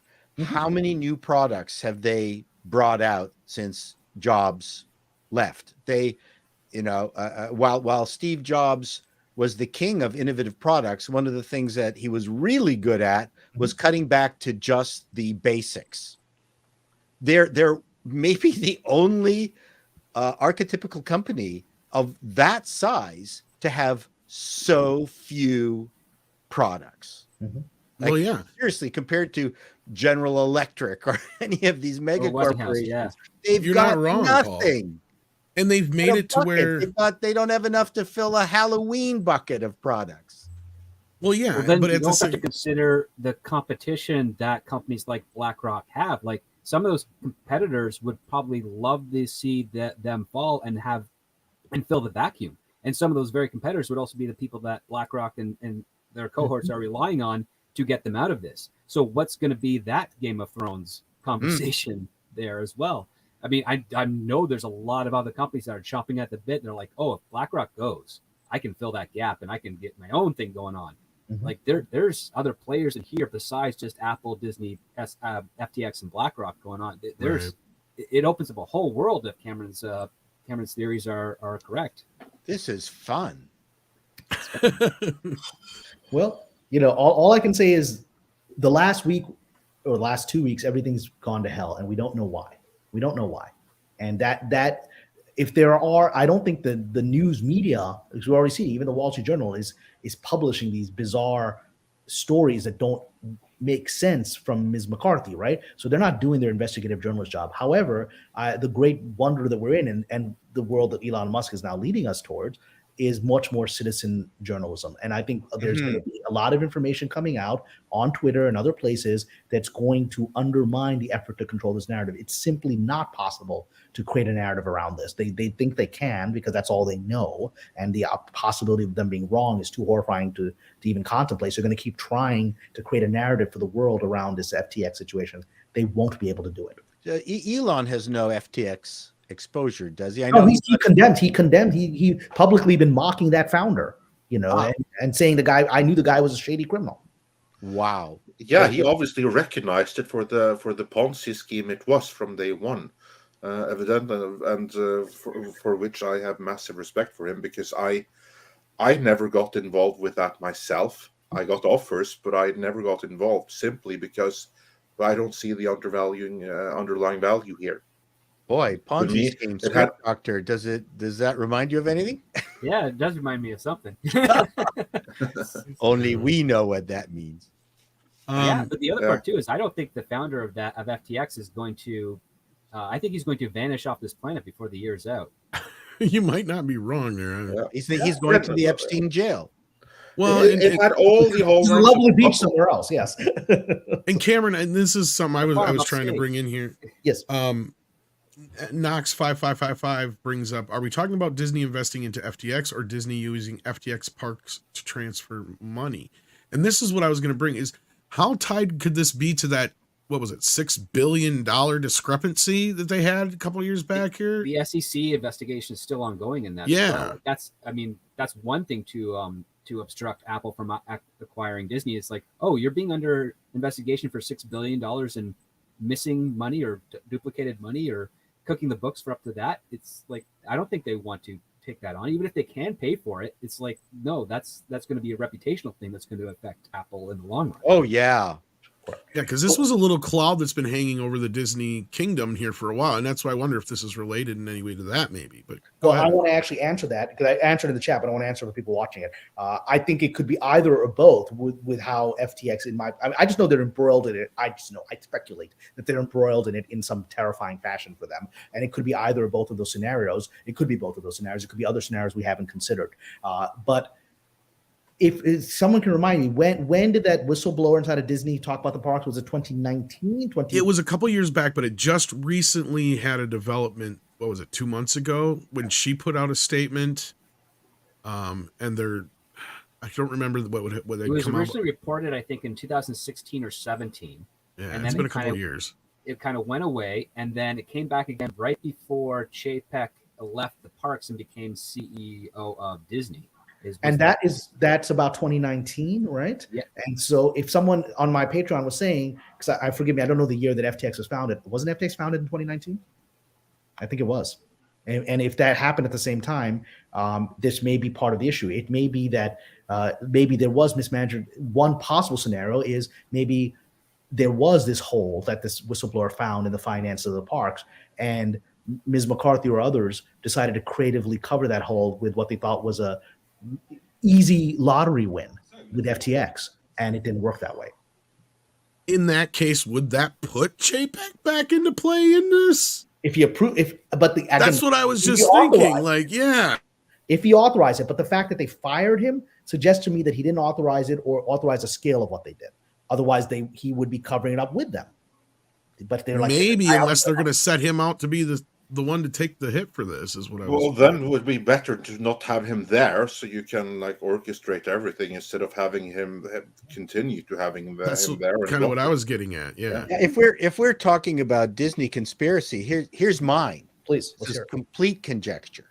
Mm-hmm. Apple conspiracy is that Lauren Jobs probably is looking at her husband's legacy with Pixar and not very happy with what Disney has done with it.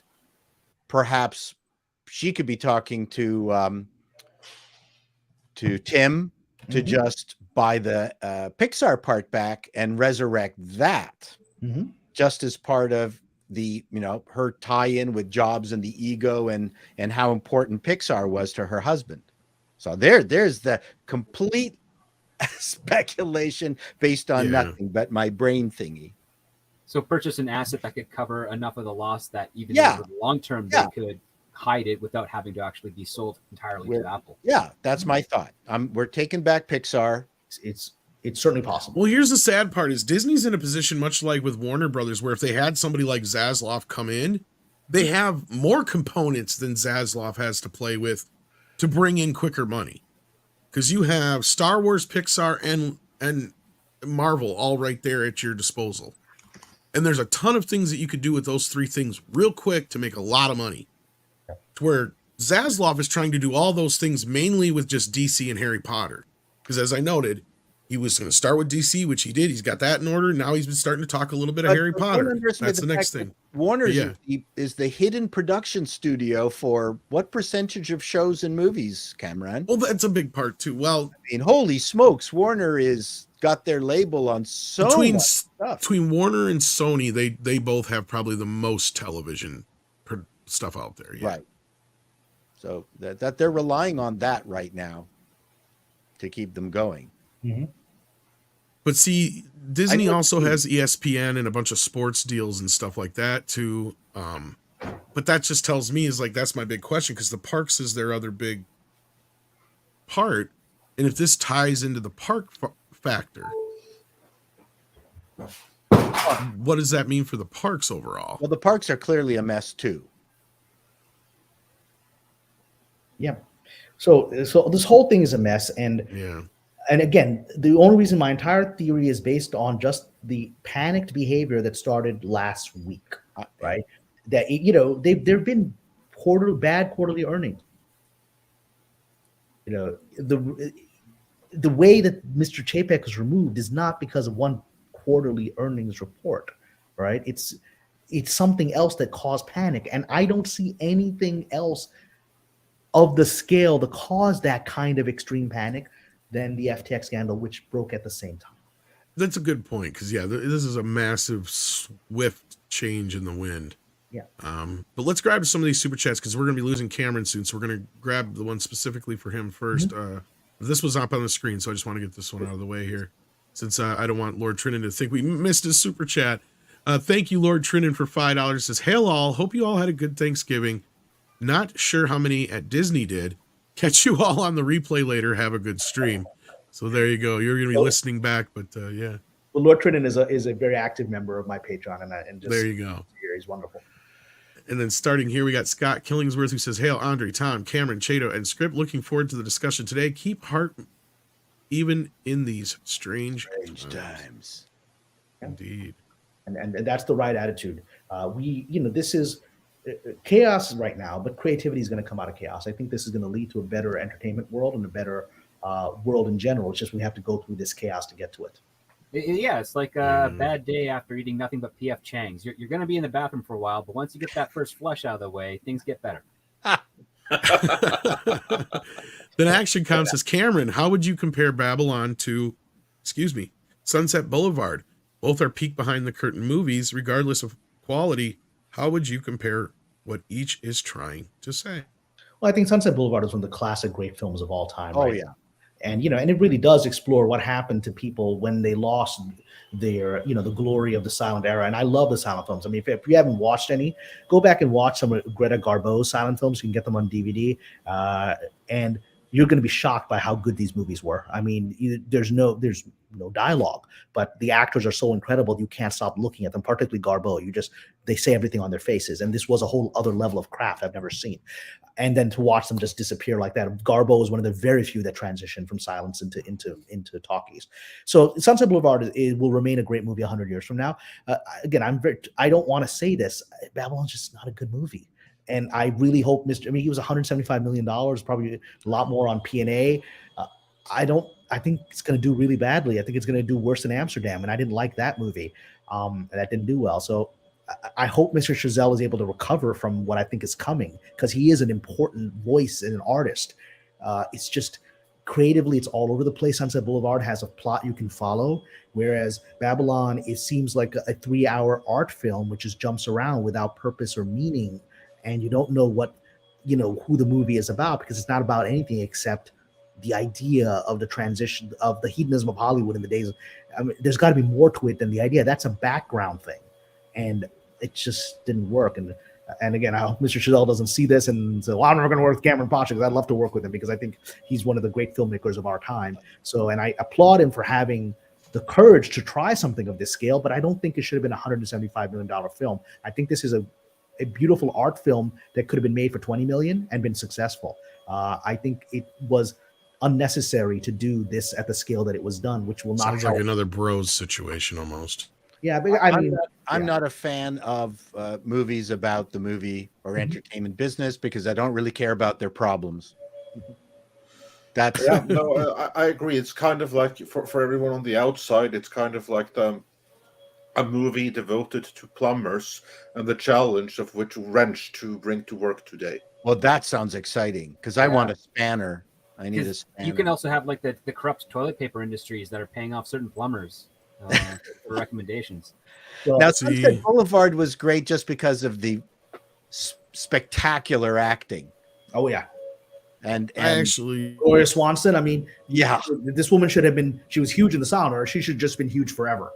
Oh, I usually like movies about the making of movies and stuff like that, or shows like the Offer. But yeah. No, that's a little bit. That's different. A little bit different. I'm Well, what are talking. you about talking about shows then? like Reboot, the sitcom, which is extremely well done, but I don't care about the travails of actors. Okay. Or something like Bowfinger, which was a good movie, and I really enjoyed Bowfinger. But movies like that, movies about the industry, made by people in the industry for the industry, they quickly can get pretentious for everyone else. The problem. I like Well, an movies with example that- karate in it. Well, an example where it could have been pretentious and it wasn't. It was wonderful. Is no, I'm blanking now. I'm blanking on the name of it. The movie just won the Oscar. The silent film about the silent. The one about the room. The Artist. The artist. The Artist, Artist, that's that was the like one, yeah. 5 or so more years ago, wasn't it? Or Feels like forever ago, but also recently too. Like that's the. No, the Artist is an incredible movie. People should watch it. And it was made by the French. but it captures that pain of losing. I mean, the silent film stars are pure tragedy because at the height of their fame, when they were worldwide, when they were the first movie stars, the talkies arrived and they vanished. Right. They didn't have a decline; they just vanished, and that's Wow. what we're exploring. I want to be a movie star. I was going to say that was part of the problem right there. Well, no, that's the woman from Singing in the Rain. Yeah, I was just. I About to say, demand that was- to be a movie star. I don't want someone to to talk over my voice. I got a lovely voice. I still am always Yeah. like bewildered how long it took the industry to realize that they could synchronize a record recording with the film to do it, because they started that way anyways. Like they either had a record, if they didn't have the player, there's someone playing a piano, in the theater. And it's like, well, you can put voices on records, like it's the start. But it's like, how many years did it take them to? Well, the difference was the actual the syncing up was the problem. It's one thing to mask a little bit of a few seconds here and there with music, as opposed to actual when people are talking and having you can notice a slight drift. Putting And the that audio was the directly issue. on the film was a revolution. Yeah, exactly. Well, actually, and one of the great scenes in Babylon, is where Margot Robbie transitions, and she goes from being this huge starlet in silent films to her first talkie, and she gets to do it. And you see the technical difficulties that they had never experienced before with boom mics and with audio and managing it. And she has to do this one scene 25 times because they can't figure out the technical stuff. Trailer And Park that's just it. Hadn't figured it Because out. the big thing is the electrified microphone and the electrified speaker became the big changing part, because at that point you had no way of recording and or sending out the audio to a large auditorium. It wasn't that they couldn't quite figure out how to do the two together. It was just that, how do we do this in a situation where a room full of 100, 200, 300 people can actually fucking hear it? That was the problem. And it's actually one of the best scenes in the movie. It's incredibly funny because the director begins to lose his mind as every time the take goes wrong, right? Because they don't know how to handle this conglomeration of audio situations. And it's Margot Robbie shines, and that's it. There are moments in this movie that are incredible. That's one of them. Has Margot had a breakout movie that would consolidate her as a genuine star? Well, Tanya. Yeah, that would be the one. Yeah, Tanya. Yeah, that's kind of her big thing. Otherwise, It wasn't a huge hit. Yeah, but she's also actually stole her thunder in that movie. That's the thing. I mean, she's more famous for playing Harley Quinn than actually having a film that's a success with her in it. It's not her fault that the movie. No, exactly. So it's like she has that. Plus, she was in Wolf of Wall Street. That was another one of the movies that really boosted her image. And it's not just because she was naked in it, as some people would say. Well, I think the audience. I remember that the helped audience when she came out like that when she was naked. I think the audience just gasped in stunned, glorious silence. So. But I mean, yeah, she's one of those actresses that I think with Barbie coming out next year, if that manages to do well for her, that's what she needs to kick her into that next level. Yeah. Right. Like, to me, you have like some of these actresses, like Jennifer Lawrence is another one of those that just, I don't know why they made her what she was, other than she kept getting nominated for everything for some reason. I was like, I don't see why she's such a great actress. She's a good actor. I didn't think she's all that great. And same thing with, they tried doing the same thing with Brie Larson there for a while too. I'm waiting. Well, just because the agents think they're hot and have the it factor that's needed for to be the next big thing doesn't mean the audience agrees. I mean, just look at the dude in Avatar and all Terminator. Oh yeah, all Sam the Worthington, the one they tried, one they tried making. There's a male version of that. Yeah, everything from like 2008, 2009, and then he kind of disappeared afterwards since the audience weren't having it. But you need the two things plus luck. Yeah. So you need to be a reasonably good actor. You need to be in a good movie, and look what Back to the Future did to Michael J. Fox. Yeah, I mean, there's countless movies out there that turned people into stars. Well, Michael J. Fox was already we only have so much television star. But yeah, we got. So let's go through. Let's get into this one here with Shum here, who says the important question hasn't been asked. When is the best Twitter account coming back? Kamran Pasha 72 was Twitter gold before it got nuked. Have you had any? Have you even attempted to get your old Twitter handle back? I've attempted. I filed multiple, appeals. When Elon bought the company, I filed another appeal. It was ignored. When he fired a bunch of people a couple of weeks ago, I filed another appeal. It was ignored. So we have allegedly this amnesty coming, and we'll see if I'm part of that amnesty. It may be, I don't know that I would love to get my original account back because I had some really interesting followers. I mean, my greatest, proudest moment was that one day I get a message from Twitter saying that William Friedkin, the director of The Exorcist, is following you. I'm like, what? One of my favorite motherfucking directors. I was like, what? I was like, is this like a parody account? So I go, no, it's William Friedkin. And I was like, what? And so I sent him a DM. I was like, Mr. Friedkin, I'm incredibly honored, but why are you following me? And he just he responded. And he said, oh, I just saw something you posted and I thought it was smart. And I decided to follow you. I was like, holy crap, I'm talking to William Friedkin on DM on Twitter. And one of the tragedies before the last thing that happened before my Twitter account was killed was I posted the wonderful opening sequence of the Exorcist, where it's the prayer call over Iraq, right? The standoff.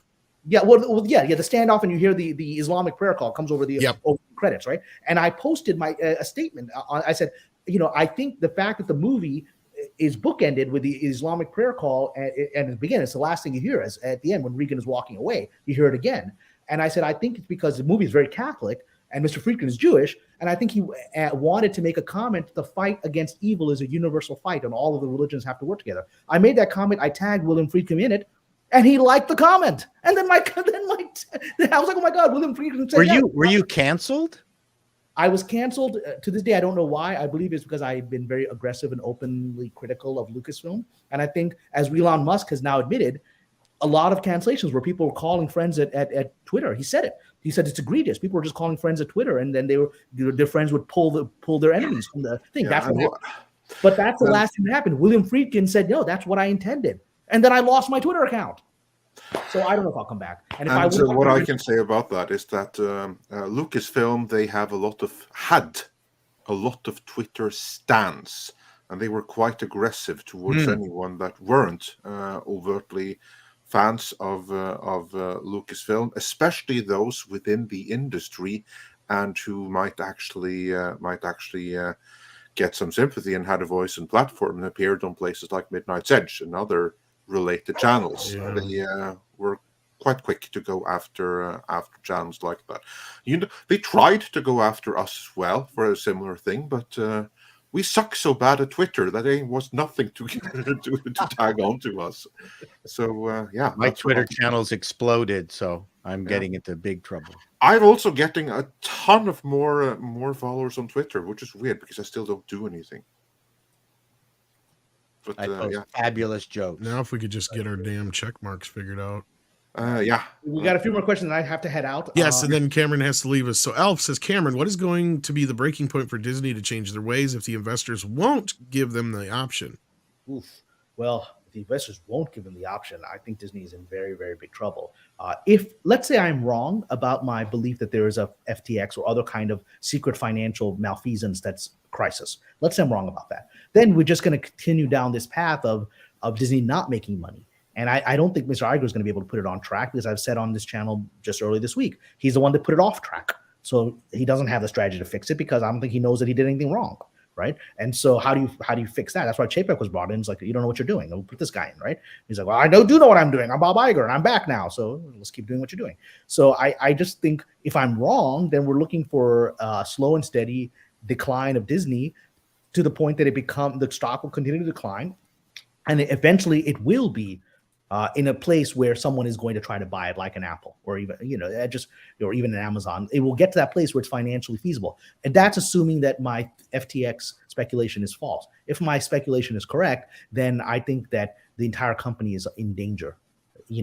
I think that if they cannot solve it, I think that we're looking at possible, even crazy as it sounds, even an eventual bankruptcy, if I'm correct, right? And that's why they have to solve it. That it's like Apollo 13. The failure is not an option. I mean, making bank. Do you think Bob Iger wants I bankrupted Disney to be on his resume? That's not going to happen. Failures are not an option. They will solve this, if I'm correct, or they all go to jail, and they're not going to let that happen. Yeah, if it's as deep as you're saying, Cameron, that could be the case. Willie sends one in here, says, Chato, Script, and Cameron, with all the evidence of momentum of movie sequels, how come execs don't know that? There's so much evidence to support it. Okay, I think what Willie's talking about is how, a movie's usually the sequel start making more and more and more money. What is your feeling on this, Cameron? I think that's what he's asking. Yeah, I'd love to get the others' comment. And my feeling is that, and I think the others might agree with this, executives' job is not to know how to do their job, it's to survive, right? It is not, a profound understanding of the industry. It is, how do I keep my job for another 6 months and pass the buck to somebody else, right? So understanding the strategic long-term implications of this stuff is not in their wheelhouse. It's just surviving. And that's why they behave in panicky ways, like we've noticed when things go out of control. So, gentlemen, what are your thoughts? The number one job of an executive in charge of production is to give as much work to as many large production companies as he or she can. So when they get fired, they can get a job at one of those places they've helped. Yeah, it's their job to. That's it. It's their job to network, but at the same time say no, so they can always be like, "Well, I never approved that bomb." It's that reputation. The executives feel like an unnecessary middleman because producers and writers and directors are essentially there to solve problems as they occur or fix them before they happen. Actors are there to execute those parts. The executive is there to cast a shadow, I guess, in my experience. Well, they're there to make people believe there's some rhyme or reason and a business to the system. Yeah, sometimes they'll help with a connection where it's like, oh, I can translate what this guy's saying to my boss, and then I'm gonna go take a 3-hour lunch, and then that's my work for the day. But like execs, the whole executive is a very abstract role to a degree, at least. And the greatest example of that is The Player. Right, is The Player. If you haven't seen that movie, it shows you the life of an executive. And reading this a couple times over, I think what he's getting at here more specifically is look at a situation like with James Cameron not making Avatar 2 until way after the fact. Okay, so what I think he's asking is like, why aren't they moving forward faster on these sequels? And the best answer I can give is previously to the Marvel era, franchises and IPs of this like nature of having like a multiverse and multiple sequels and planning a trilogy ahead of time, outside of a few rare occurrences like Star Wars, it wasn't a normal thing. And in fact, most of the time, sequels didn't make as much as the first movie. They were lucky to make half as much. Traditionally, outside of a few random occurrences until recent years with like the Harry Potter, Marvel franchises, things of that sort, they weren't normal. And usually studios were embarrassed about having sequels. In fact, traditionally it was, the famous story of Paramount, embarrassingly releasing a Friday the 13th movie every year, but they still did it because they made a shit ton of money. But, and then on top of that, more often than not, it's foolish to invest in a sequel before you know if the first one's a success. That's the other problem too, right there is what I was going to get to. Thank you, Script. That's the next part. So like, traditionally, it used to be more so that let's not worry about 2 and 3 right now. Let's worry about getting the first one out the door, as opposed to it's the exact opposite in Hollywood now. It seems like, okay, great, you got an idea, but can it make 2 or 3 movies? Can it be a trilogy? Can it be a franchise? That part has changed, actually. And I think a lot of broad approach of understanding the merchandising rights and then trying to get that nailed finding that sweet spot. Like I remember when Starship Troopers was trying to sell toys, and it's like that's weird. It's like it's R-rated movie, yeah. Yeah, but that's what they were trying to do. They were trying to crack that formula that George Lucas was able to do on the movie side of things, that He-Man and Ninja Turtles were able to do with television. They're like, listen, we have other avenues of market to explore here.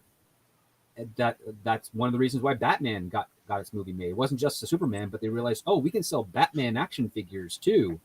In 1989, like that was kind of a new idea for them, and they were trying to do that throughout the 90s and a little bit in the early 2000s. But when they hit Marvel, it went huge. Iron Man toys were produced and flew off the shelf just at incredible speeds, and that was pretty strong for about 10 years. And now it's failed off, but still Hollywood's still looking at that. Like you always hear, oh, you have an original idea. Well, write it as a novel, put it as a comic book, do something else with it first so that we can test the market, and then we'll invest with you and then start merchandising it, because they don't really want to be the principal backers of the original IP. They want to come in and have someone else foot the cost, come in, buy it up, knowing that they're going to recoup their money far quicker because you've done all the legwork for them.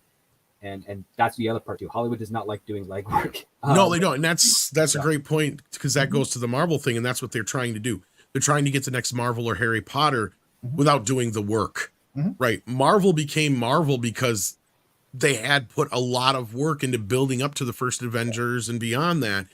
That's what built that audience. And you can try to expect an audience to show up, but you can also have a situation like with the Lone Ranger, where that was meant to start off a franchise, but see how well that worked out, and that's already an IP that has been around for, what, 100 years almost? Be Marvel without the comics and the decades of attempted cartoon shows and other things to have built it up prior to it. Like if someone were to say, I've got a story of Iron Man and no one ever in the world heard Iron Man before, it wouldn't have sold.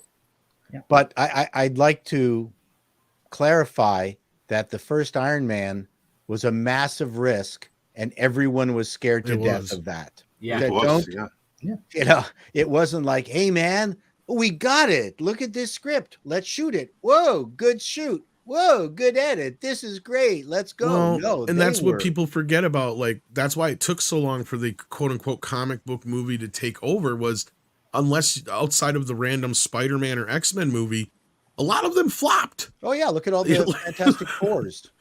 Well, yeah, not to mention those, but like just a lot of them throughout the 90s and even the early aughts, they did not do that well, to where not every time did they even make their money back. A lot of them didn't. Yeah, that first Iron Man just caught fire. It was a lightning in a bottle situation that happened to bottle. And it just was happened to spread at its best.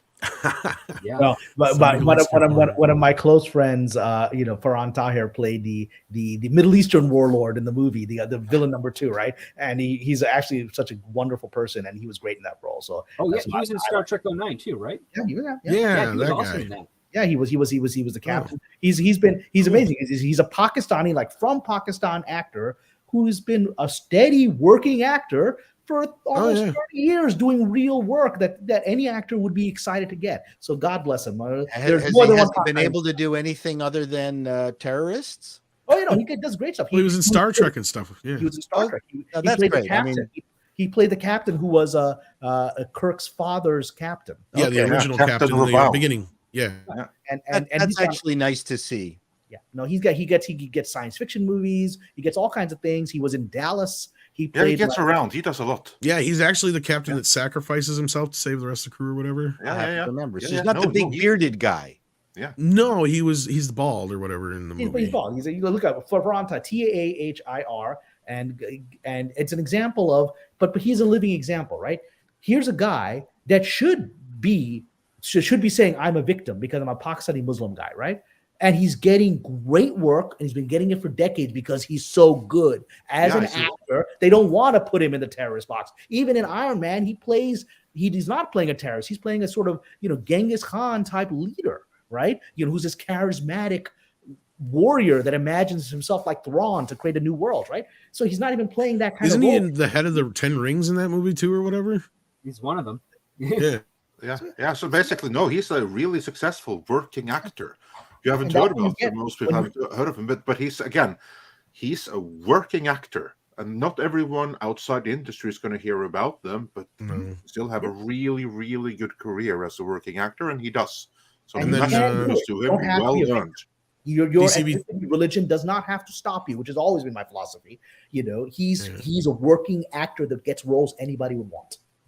And then DCB Titan here says, Cameron, start writing the screenplay because this could be gold. Yeah. The all Mousetrap. the men version of Disney. Mousetrap. Yep. The Mousetrap. Well, have you all seen that meme of like who could play the actors like SBF and that girl Caroline, right? And I think they had Maisie Williams for Caroline. And so, it's I think the final version of this will be so crazy that those two are going to be minor characters in the movie. Oh, probably, yeah. I want Megan the Stallion to play me and to play call me Chato. That's the Hollywood version is Caroline right there.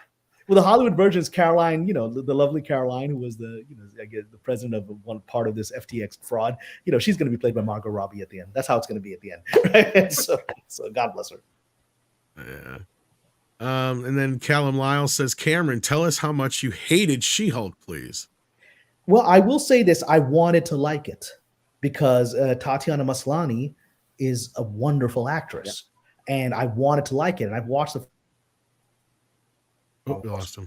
Download back. Now I watched the first episode. I was like, that wasn't that good. I watched the next. The second episode I thought was better, but it just couldn't hook me. And I thought the jokes were stupid. I thought this woman is incredible actress is being in this mediocre scripts. I was like, and I stopped after 2 episodes. I was like, I'm out. I can't watch this being done to Miss Maslany. It hurt me. Yep. There you go. Well, you got that. Hillis, what getting was good. I'll just say that. Yeah. Hillis Mallory says, Cameron, Chapek heard the phrase, "You are the weakest link. Goodbye." Well, he didn't even hear it. I think he was just his chauffeur come and said, "Boss, get in the car. We're taking you. You can't go back to the Disney lot." I don't even know if they ever called him. His lawyer might have called him and said, "I got this notice." Maybe he was on the crapper and someone yelled, "Don't bother coming out, Bob." He stepped out of the doors and there's like a bunch of guys standing around the limo and he starts hearing the theme to The Godfather. He's like, "Shit." We barred the door. All right, I got to start winding down. We have any more chats? We got a couple more here for you. I'm trying to get to them here. We got Ryan, I believe, is the next one here if I can find it. Oh, I got to wrap up too. Yeah, all right. Well, then we'll move into years after this. Ryan Bannon says, Cameron, speaking of the Pelican Brief, be careful starting your car. No, I don't think I was thinking, should I even put this out there? Because what if I'm right? What if I'm walking into the middle of something that billionaires are trying to cover up, and it was like, who's random dude is putting this out there? Maybe we need to stop that. I mean, I hope come up with a crazier thing to distract them from it. I'm wearing Pelican briefs because I'm not a pecker. Oh, bullshit, a joke. Okay. All right. As far as Cameron, though, I believe that's all of them. Is it not 6? If you need your script one more here. Up, Kamran, just give me a shout. If I need to take refuge, I'll be coming to Canada and hiding out there, despite my dislike for your prime minister. But so be it. The wheels on the bus run over J.J. Abrams' career, says Cameron. If Iger and board members go down, will the new board bring back Chapek? Will they give a new money guy CEO? AB given a free hand. I mean, look, it sounds utterly impossible that Bob Chapek would return, but Bob Iger returning the way he did was utterly impossible 5 days ago. I don't know what's going to happen. If my speculation is right, this whole thing is going to come crashing down in ways that we cannot imagine. It's FTX is going to, if I'm right, then FTX will be the moment where the one ring falls into the lava, right? And it's done, Mount Doom. And then the whole thing just explodes in ways you don't understand, right? And the ring rates all vanish in sparks of flame.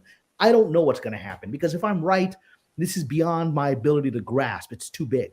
Right. And I don't know how Disney, if I'm right, I don't know how Disney survives it unless Apple buys it up, cooks the books, hides everything, and puts it away. I just don't think it's going to play out that way. So none of it, what's about to happen is going to, if I'm right, is going to shock us on levels beyond any ability to predict. Right. It's the ultimate black swan. All right. And then we've got Mecca J who says, # bring back Pasha.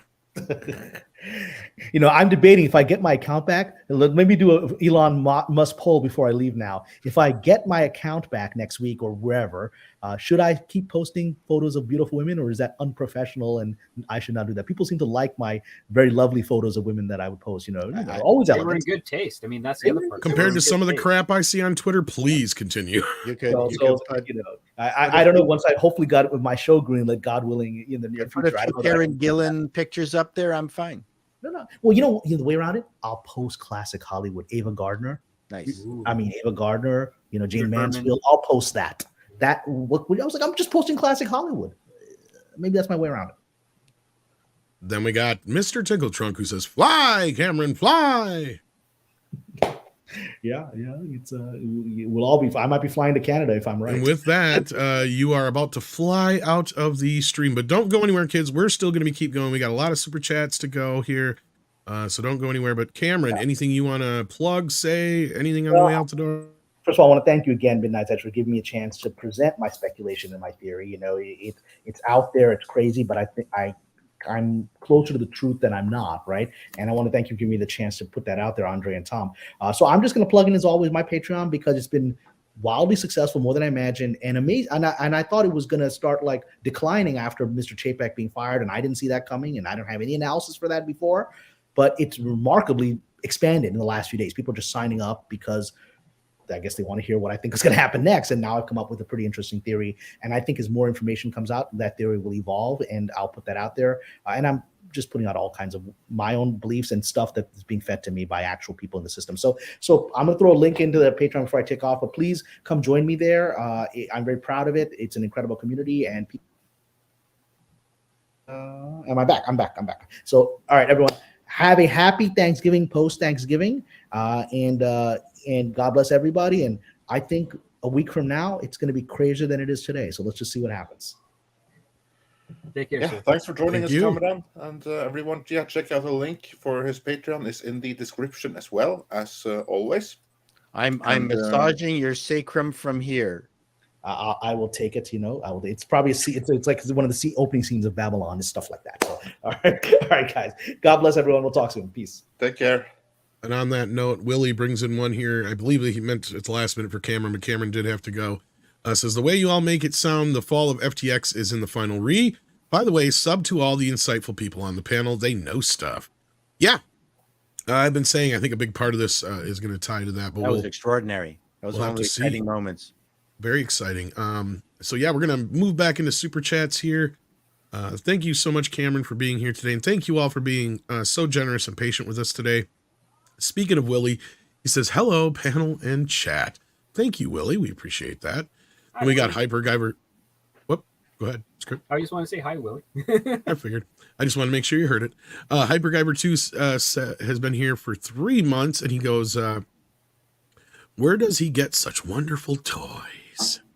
Santa Claus. Then we got he's got a toy right there. Eclipse Warlord has been a member for 11 months at the Midnighter level. Thank you for that. Fear Sundown says, Disney has become death, destroyer of brands. This is true. Then we got Kenneth LaRock, who gifted 5 memberships. Thank you so much for that, Kenneth. Then we've got the Walt Man, who says, a bit off topic, but mostly tech and streaming industries thought that the lockdowns would last forever, but didn't expect the general public to go out and slowly stop using their services early. Maybe. Well, the streaming I don't know about wars forever, began though. before the lockdown. Yeah, that just expedited it. Yeah, they just expedited it, but it only went to show just what a rotten business idea it was to begin with. Too much entertainment. Give me something with a hoppy C. Yeah, too much quantity and too little quality. Yep. Oversaturation of the market. Yeah. Oversaturation. Pilgrim and no Media. one's able to deliver on even the movie list that I gave earlier today. No one is even coming close to anything of that quality. Nope. Yeah. They're And not. then we got Pilgrim Media says, Midnight's Edge. How are grips treated post Wuhan flu? I'm not sure. That's a good question. Rips? You mean as in like the light Crew electricity and all people? the other guys in behind the scenes. Like I know they've had to trim down the crews and whatnot. I'd ask Script Doctor, but he hasn't been allowed into the country to really see. Do you have any knowledge of how some of the productions are going up there at all, Script, or anything like that? The productions up here, they've been delayed by hours because of all you have to go through the on-site testing, sanitizing, wearing the masks. Like that's what it was up until before the summer, because I haven't been on anything over this past summer to see. But it was the days to actually work are a lot shorter. The numbers seem to be about the same. I haven't noticed any difference in the amount of crew that's on some of these. Okay, well, I know when they were first getting back to work, they were only allowing certain people back. But yeah, I don't know it was about very now. tight in the earlier periods. I remember a year and a half ago, they had a really, really small crew, less than 10 people for an exterior. Normally, it's a lot more than that. Yeah. But yeah, that was. And again, it's like you're in a queue. It's ridiculous because you're in a queue 6 feet apart from everybody, masked up and all that stuff. You get your thermometer test. You then get your CV test, and then you can go in. And then some people can take off the mask stuff. Some people can't. It was all just a nightmare. You wasted hours a day just to do an eighth of a page, and you don't even have the full day to do that eighth to get it right. And it was nuts. It was wasted tons of money and tons of time for a lot of productions. Yeah. But that's a good question, Pilgrim Media. Wish we had a better answer than that, but as of right now, I don't have a good one. Glade Ribbon says a lot of articles throwing Chapek under the Disney tour bus and then backing the bus over him when it was Iger's decision to lead to all this. That's true. But if some of what Cameron's saying is possible, and it does tie into that $6 billion deal in the parks, I wonder if Chapek's not as innocent as we think in this situation. Yeah, well, time will tell. Yet to see, yeah, we have yet to see on that, but yeah. Yeah, we have yet to see how that's going to play out. But well, yeah, unless the point is that Chapek was actually positioning the people who were most involved with that to get nailed, and they didn't want that. That could be too. There's that scenario as well. All we have right now is some data points in the media that are up for interpretations, and the rest are interpretations and speculation extrapolated from that. And we don't have all the information, so any interpretation is going to be somewhat lacking. So we're just going to have to see how this plays out as we get more information. But whatever happens, this ain't over. I think we're going to get more information in the weeks to come, and yeah, what happens with Apple, that's going to be very exciting to see. Yeah, I'll be surprised if Apple does anything, but it sounds more and more people are talking about it, that there's some weird again, like I'm more inclined to believe that nothing is going to come out of it. But anytime something like this has happened before or has been suggested before, I have always rejected it instantly as bullcrap, ain't happening. I'm not doing that now. Like, there's an outside chance that this actually might happen. Then we got Grand Wazoo 42 who says, so Kareem Daniels was fired as well in the coup. A huge sign that Iger wants to get back to his woke thing, grab some popcorn. That could be, unless if what Cameron is saying is true, this is a mop job, basically, is the best way I can put it. Yeah, but Kareem Daniels, he was gone no matter what. Whether what Cameron is saying is correct or not, Kareem Daniels was gone either way. Because even if Kamran's speculation is doesn't pan out, if there's nothing to it, if it was just some... My comment was on the woke factor. Sorry. But Kareem Daniels, what his job was to do was basically all of the creatives, for those that don't follow, because I'm sure for many watching, you see the name Kareem Daniels and you wonder, who the hell is that?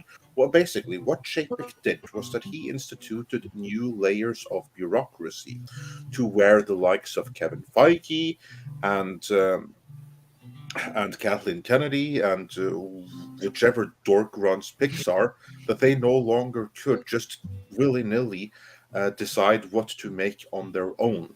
He made a new layer where they have to go through Kareem Daniels, and he is in cahoots with the people in distribution And they are the ones that ultimately gets to call the shot. What gets to be theatrical? What gets to go onto Disney Plus? And is there a market for this? What can we sell? Will the consumers like this?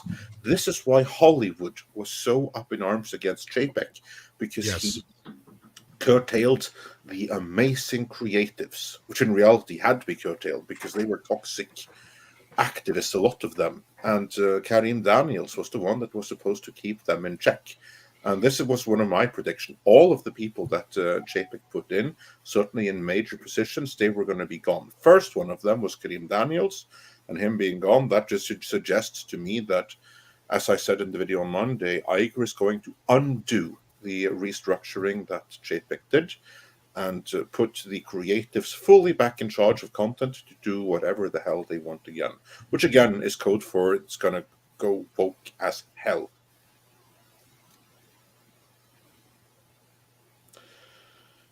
So yeah, grab some popcorn, but you want to use that to have fun with what is happening, or at what is happening on screen at Disney instead of with it, because that's going to be something to cry about. And then we're going to be losing Paul here, so let's jump ahead to whatever super chats may be for him. I'm searching ahead here. Let's see here. This is the first one I can see here with his name in it. Marksman of 117B says, Knights of Sidonia. I see Chato is a cultured man. Yeah, we can confirm. Indeed. So there we go. I think that may be the only one that's necessarily directed as well to you. see if there is something else here addressed to Paul, just to play it safe, because I just... While we're looking, is there anything you're working on right now, Paul, that you would like to plug? No, I've started on 1980 TV Guide, so that's I've started on that, and then I just got so many things that pop up that I want to write about. It's just too much. I'm trying to finish off my Prisoner retrospective. That's lots. I've got lots happening, and I'm writing that song. White woke are dope. I just dropped a song last night. Right, woke are dopes. I'm in the middle of writing that, so hopefully we can work together on the song once. Hey, we should. Perfect, yeah. I don't see any more super chats for you. No, I think that's the ones that are specific for Paul. Most of them we already grabbed already. Luckily, are you a keyboard guy, Tom? Guitar? I'm all over the place. Normally guitar. Anyway. But my carpal tunnel makes that difficult. Oh, that hurts.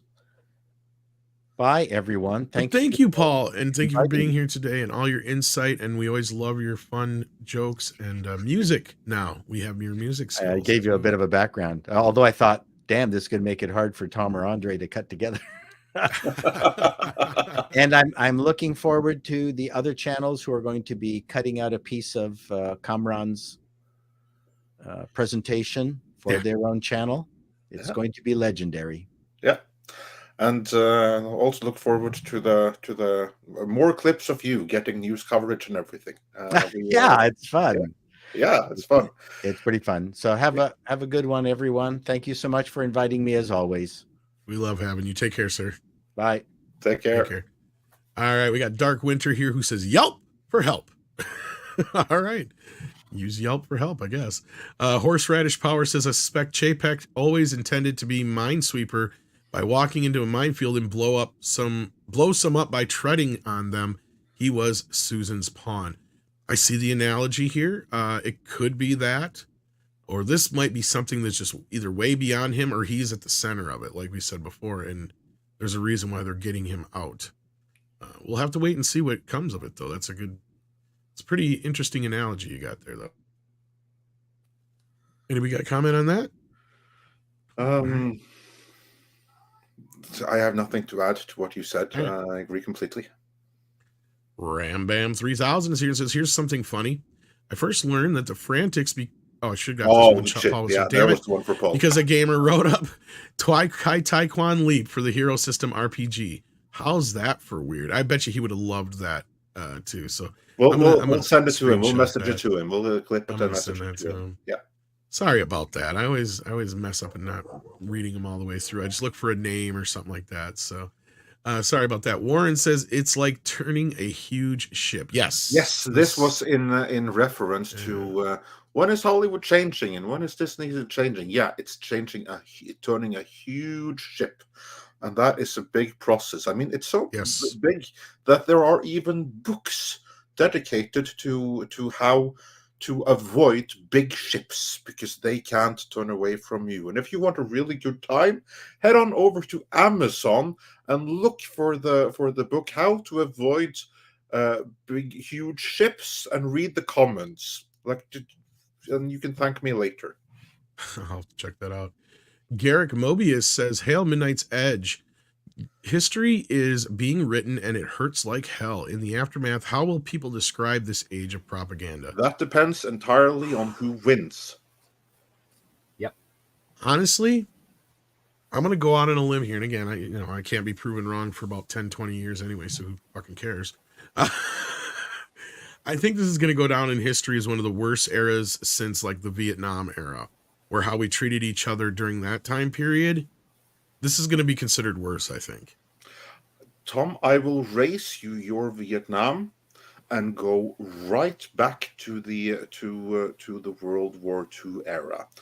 I mean, you have like this thing where it's so easy to resort to the whole Yahtzee argument, but okay, either that or the Balkanization, like what happened with Yugoslavia in the 90s, a little bit like that, where people who had been living neighbor and neighbor next to each other in peace and comparative quiet, joined by common values and everything, suddenly they were in complete different worlds. And even the normal populace went along with things they never would have gone with things that were happening to their friends, their families, their neighbors, because they had like this image of them as an enemy. What has gone on in the last few years, I think, is worse than Vietnam. You're probably more right because it is a global thing. Yeah, you're probably right because it is more of a global thing. Yeah, what you don't have is like the open conflict and the actual like killings and stuff. You don't have that. But in terms of just how people are treated and how they view each other, right now you have something where people are so influenced by what they see and what they hear, a little bit on both sides, but certainly one more than the other, that they no longer live in the same reality. I went to that because as far as like, I just remember like the summer of the protests and all that shit was very reminiscent of that, but it all seemed like it was for the wrong reasons. At least back then, it seemed like they were fighting for the right reasons. Now it just seems like it's the opposite. But anyway, that was my reason for jumping to that. But I think you're probably more right just because it's on such a global level. Then we got Jamin Shanti here who says, if Disney got into major financial problems, which division would it sell? I don't think it'd sell any division. I think if it would split anything up, it'd probably be some of its real estate assets and other things like that before it would ever split up. Because I know the question you're probably answering is, would they sell Marvel or no? They would sell Disney as a whole. Disney Entertainment and whatnot. I'm not sure about the real estate because you can make a lot of money leasing and renting out real estate. It all depends. Like, yeah, there's a lot of ways they could go. But that's why I wonder what kind of situation they're finding themselves as a more of a legal situation. I have a slightly different answer to that. What I think, and again, this is just pure speculation, but in a certain situation, say for instance that there was some kind of deal with Apple or something like that, what I think that Disney is going to do then in such a situation is that they're going to take Star Wars, they're going to take Marvel, they're going to take Pixar, they're going to take, what else do they have? The Muppets, and they're going to take maybe ABC and whatever. They're going to put those into a separate division, and they'll sell off that division. And then they're going to ensure that they have license agreements with whoever picks it up, most likely Apple, so that they still get to keep the parks rights for those things. Right. And then they're going to revert back to their core business, to their classics, to revive Disney animation and make a living from the Disney parks. Keep Disney Plus for their own stuff and maybe some sports. I agree with you, except for one thing, Andre. I don't think they will. I think they would separate the parks and the entertainment. They'll keep the licensing part, like you're saying, but I don't think Disney will ever, if this were to happen, all the entertainment side of things would be handled under Apple, I bet. Yeah, that's exactly right. That's exactly what Disney I mean. would ever make a movie again, ever. You would never. I mean, yeah, there'll be animated Disney films, but they'd be made by Disney under Apple. The parks would be a completely separate entity, kind of like what happened with, kind of like now how you have Six Flags being separate from Paramount, and they weren't before, because National Amusements, whatever they did to separate them out. But sorry, you were in the middle of another point there. Sorry. Yeah. No, basically, like that's kind of like my point, that they would build a new enterprise built around their lifeblood, which is the parks, and revert to that. Basically undo what Iger did, because what Iger did was bring in a lot of different properties that gave them a lot of money, but that ultimately diluted the Disney brand. So I think that in a situation where they have to sell off something, they're basically gonna undo what Iger did, which would functionally be similar to what Fox did when they sold off their whole entertainment division, and they specialized on the news. I can see a situation where Disney doubles down on the parks and sells off the entertainment of stuff that they didn't originate themselves. And I'm sorry, Six Flags was Warner. It's like Great America or whatever Paramount was. Yeah. Busch Gardens wasn't Paramount associated with Busch Gardens? Yeah, Busch Gardens, Great America. There was a few of them. Yeah, Six Flags was the one that was associated with Warner. That was my fault. We had Wonderland up here in Canada. Paramount's Canada's Wonderland was awesome. They had Klingons walking around the park all the time. That's cool. Yeah. But no, I think Andre's on point. I think because we know in history Disney has purchased some IP and then had to sell it later when it failed.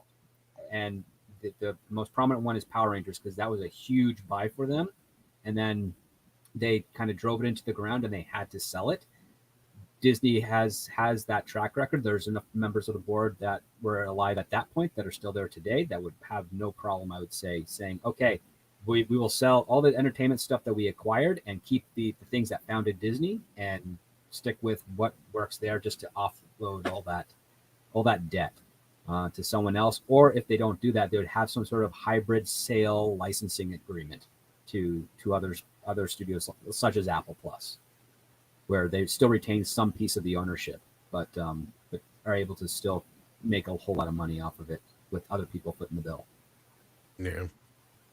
So we'll have to see on that. But then Hillis Mallory says, the moment I checked out of Avatar, unobtainium. Fun fact, unobtainium is what architects and engineers use when they come up with a design but have no idea how it's either going to be powered or what material it's going to be made of. Is that how they built the space elevator? Yeah, that's one of the things that was used for the space elevator initially. And also for the ship that was going to have the first nuclear-powered Orion drive way back in the 60s. Here's my thing with that movie, and I'm going to say it for the first time, I think, ever, so this is actually me something saying fresh about it. Avatar felt like a movie where somebody was trying to make a James Cameron movie. It didn't even really feel like a James Cameron movie. That's the way I felt after I saw it. Like, it felt like somebody who grew up on James Cameron movies, wanting to make a James Cameron-like movie, but it just didn't quite have the spark to me that a James Cameron movie normally has. I kind of seen that creeping in with Titanic, but that's just me personally. But I hear you, Hillis. I have no faith in this Avatar sequel at all, so we'll see. Anyway, moving on, we've got Callum Lyle says, not story. Is there anything in the first movie you did like the mechs and the Thanator and that T-Rex sized big cat? In the first movie, what were we talking Avatar, I guess. I think we were talking about Avatar, believe it or not. Yeah. Anything else? Yeah. No, not really. I didn't think there was anything that was all that original or cool in the movie, to be honest with you. Because even those mech suits to me just felt like he was paying homage, and that's what I was just saying, paying homage to his own film Aliens, right? Not only that, we saw the mech suits in the Matrix a few years earlier, right? So Yeah, and those at then they were paying homage to aliens, and that's what I'm saying. To me, it almost feels kind of weird. It was like when Steven Spielberg made Ready Player One. That's what Avatar felt like to me. It was like somebody who's too self-aware of the situation, and a lot of it just kind of, I don't know. But I can't really think of anything. Those cats and the weird like 6-legged creatures that they were hunting, those looked kind of cool in CGI. But other than that, and I remember the sound effects being really cool in that scene because it actually, sounded like they were coming around you. But again, that's a technical thing.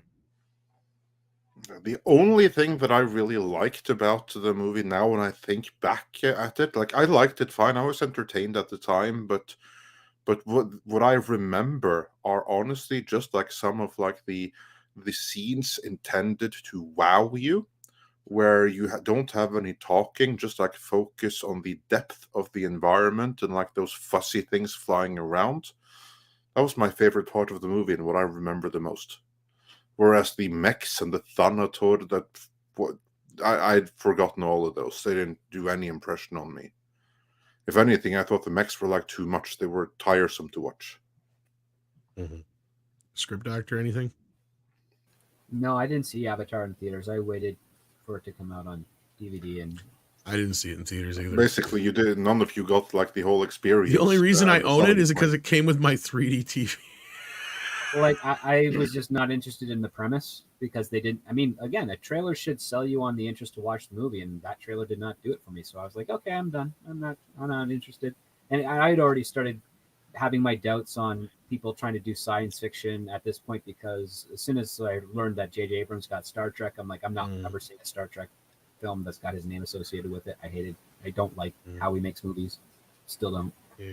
No, I never saw it. Never saw them in theaters. I did see the first Star Trek in theaters. I did not see Star Trek 09, or the second one in theaters, though. Because at that point, I was already pissed off about the con shit. Because I went kicking and... I've told the story, so I'm not going to tell the whole thing again, but I went kicking and screaming to the first one. The second one, when he lied to us, that to me was like, fuck you. No. No. But yeah, I wish I had remembered more, but I can't say I do. Charlie says, I have hope for the D&D movie. Trailer looks fun. I agree. It's Dungeons and Dragons. I agree. I was when I first saw the casting and stuff like that, I was like thinking, "Oh my god, they're doing a remake of the first movie again, which was a disaster."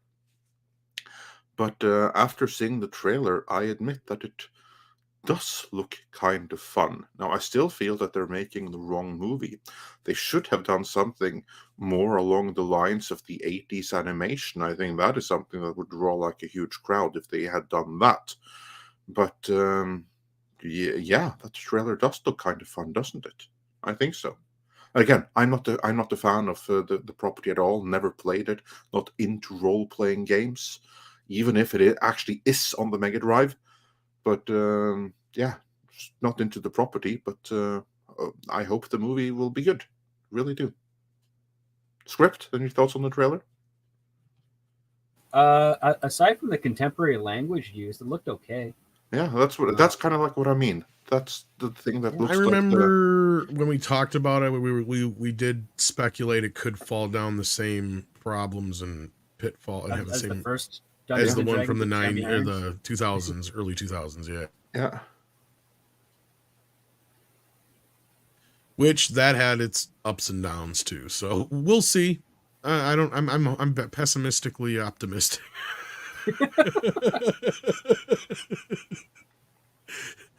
I think that's a good way to put that. Pessimistically optimistic. I like that. Cardinal Sin has been a member for 15 months at the Midnighter level. Thank you so much, Cardinal Sin. We appreciate the support, buddy. Then we got Pinochet's Helicopter Tour, who says, Disney hates America. Why release Indy on July 4th? Because he's associated with that. I think all of the movies prior to this were released on 4th of July weekend, if I'm not mistaken, outside of Raiders, which I think was released on Christmas. But I think also both. Good weekend to have for your summer box office. Yeah, it's just kind of a. It's just one of those weekends, yeah. That it's a good way to put a movie like that. Batman movies used to be released in around like the June 12th to June 19th for. Yeah, the earlier mid part of June. Yeah. And that just that's just the traditional, because that year, if I remember right, Batman got released, I think like the 15th or 16th of June. Yep. And then Last Crusade came out 4th of July weekend. If I remember right, that whole summer, because then Ghostbusters came out,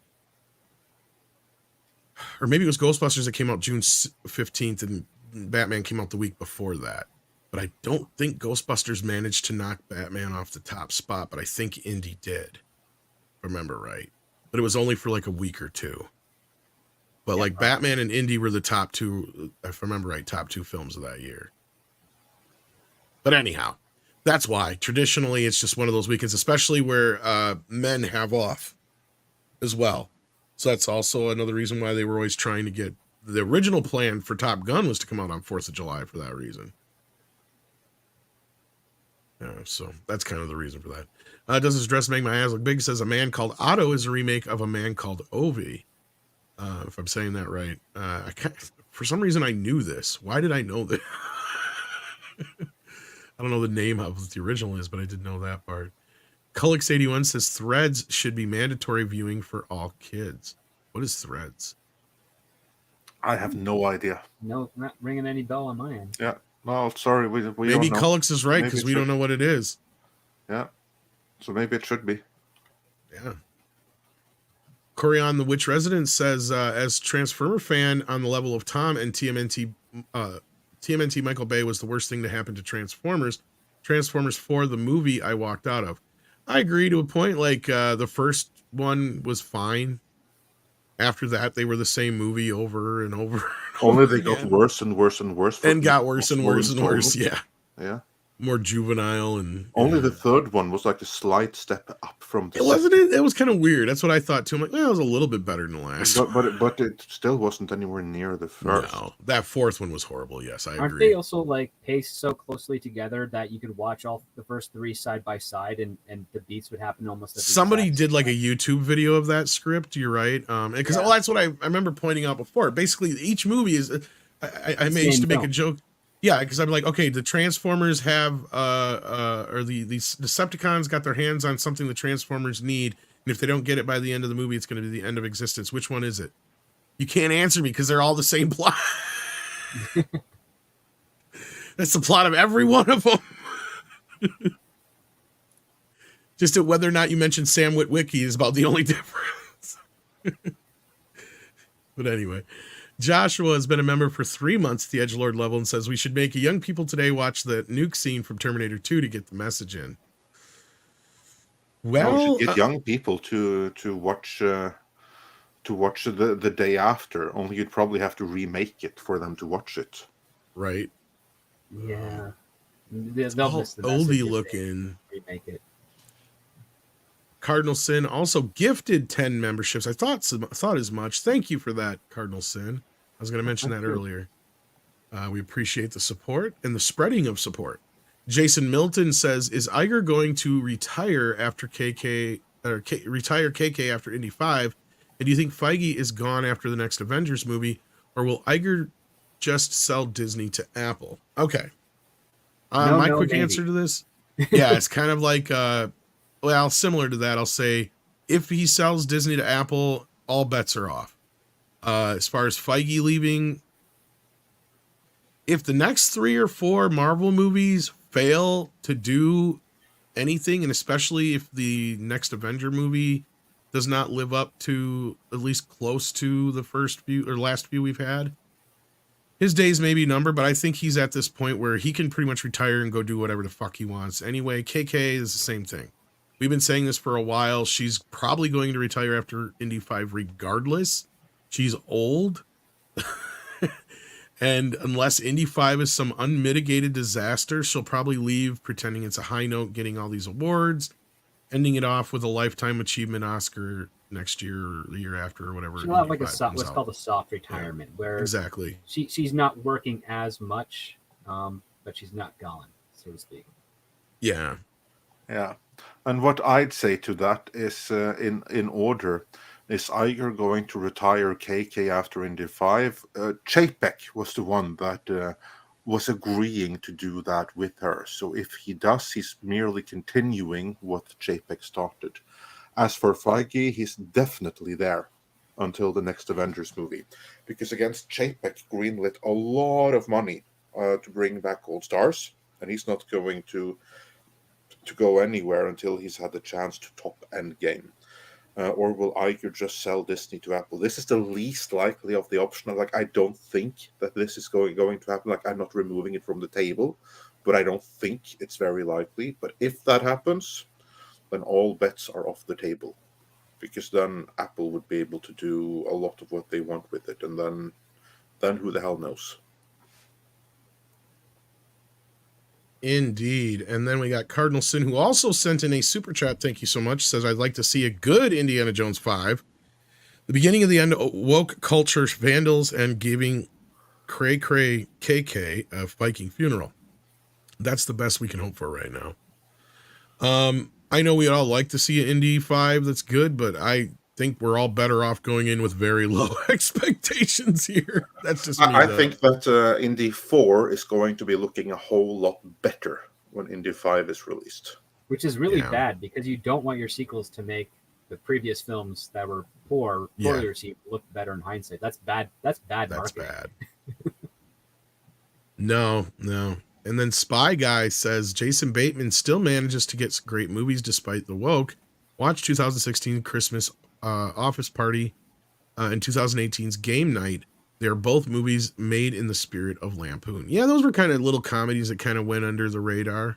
But also look at the time. Christmas Office Party came out in 2016, meaning planning started around 2013 or 2015.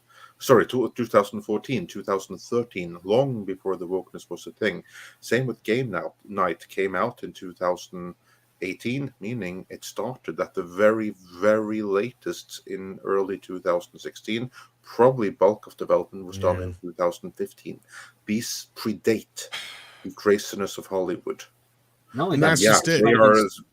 But where are the movies like that have come after? We haven't really had any. I can't think of any. Exactly well, not only to that, like the scripts for those films were probably written a good 5 years before they even saw production or development. Exactly. So like 2018's Game Night, you're looking at the script that's maybe from 2012. Yeah, it's been a long time since we've had a good, decent, raunchy comedy. And I have a feeling that's going to be okay. When people ask what the next big movie is, I don't think this is going to be like blockbuster level Top Gun thing. But one of the next big things that's going to happen is sooner or later somebody's going to make a Lampoon style comedy. Like, it's not going to be nearly on like Blazing Saddles level, but it will be a raunchy, obscene type of thing? Like, yes. Something to that effect, not necessarily that, but something to that effect. And it's going to create some buzz, and it's going to be another one of those movements past some of this woke shit. Now, it's not going to be a huge movement, but it'll be one of those things where like, yeah, we need to take the stick out of our butts and be able to laugh at comedies like boom. There's going to be one of your headlines, right?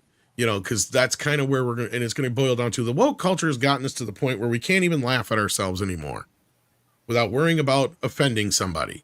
And this is going to be one of the more offensive comedies we've seen in the last few years. Now, it'll be a movie like if it came out during the 90s, nobody would have blinked. But it'll be one of those things. Trust me. It's going to happen sooner or later. Maybe it'll be my my comedy about the kids searching for porn in the woods. I doubt it. Somebody will steal that idea eventually. Marksman of 11-7B says, Knights of Sidonia. I see. Oh, we got that one already. Thank you. Flashy Vic says there's a 60s UK comedy movie starring comic Charlie Drake called Mr. 10%, which came out years before The Producers with a suspiciously similar plot. Never heard of this. Surprise. Yeah. Mel Brooks was working on The Producers for over a decade before he finally figured out how to write it as The Producers.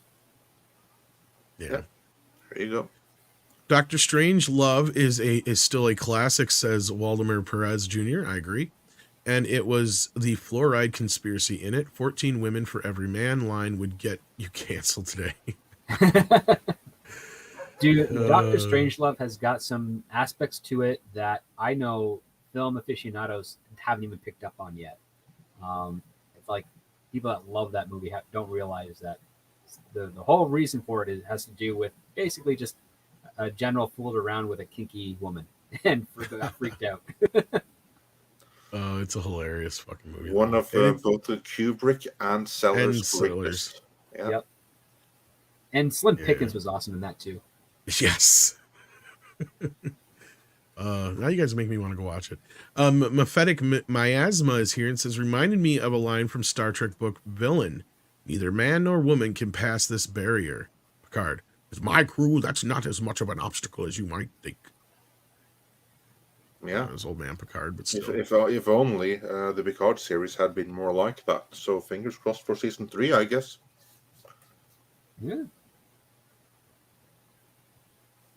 And then Pinochet's Helicopter Course says for $2, Attack on Titan anime combines 2D and 3D fairly well.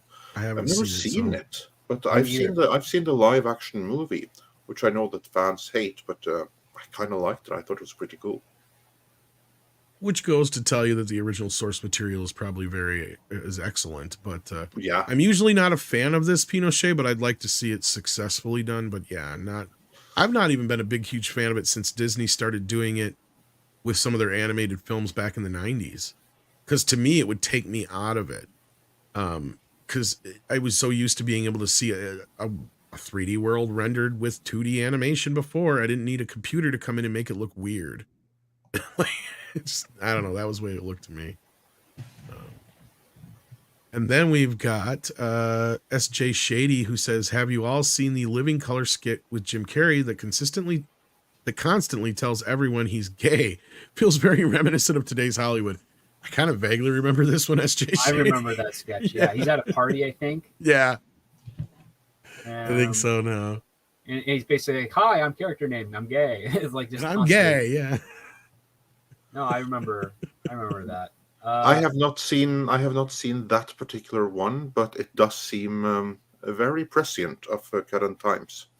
I would not be surprised if there's a number of parties that are occurring where that's kind of the thing. The only difference is that they list their pronouns. I say they get introduced that way, and their pronouns are probably on their little name tags and everything. I wouldn't be surprised. I did ask someone who did introduce themselves using their pronouns, and I was like, well, how can you give me examples of normal conversation where you use your pronouns so frequently that it's important for me to know them as part of your introduction? And they could not answer that question. Because when we talk to people, we don't necessarily use their pronouns as we're talking to them. No, and that's what I always tried to say too, is that they make no sense. And that's the thing, is everybody's like, oh, but it's about my feelings. Like, 9 times out of 10, though, when people are going to talk about you like that, you're not going to be in the fucking room. So what difference does it make if they say he, she, they, them, whatever? I have called people and had hour-long conversations with them, and neither of us have even mentioned each other's names, let alone pronouns in the conversation. Like, the only time you're really going to mention is, like, let's say I'm having a conversation with Andre, and I'm like, oh, I was talking to Script Doctor the other day. He said...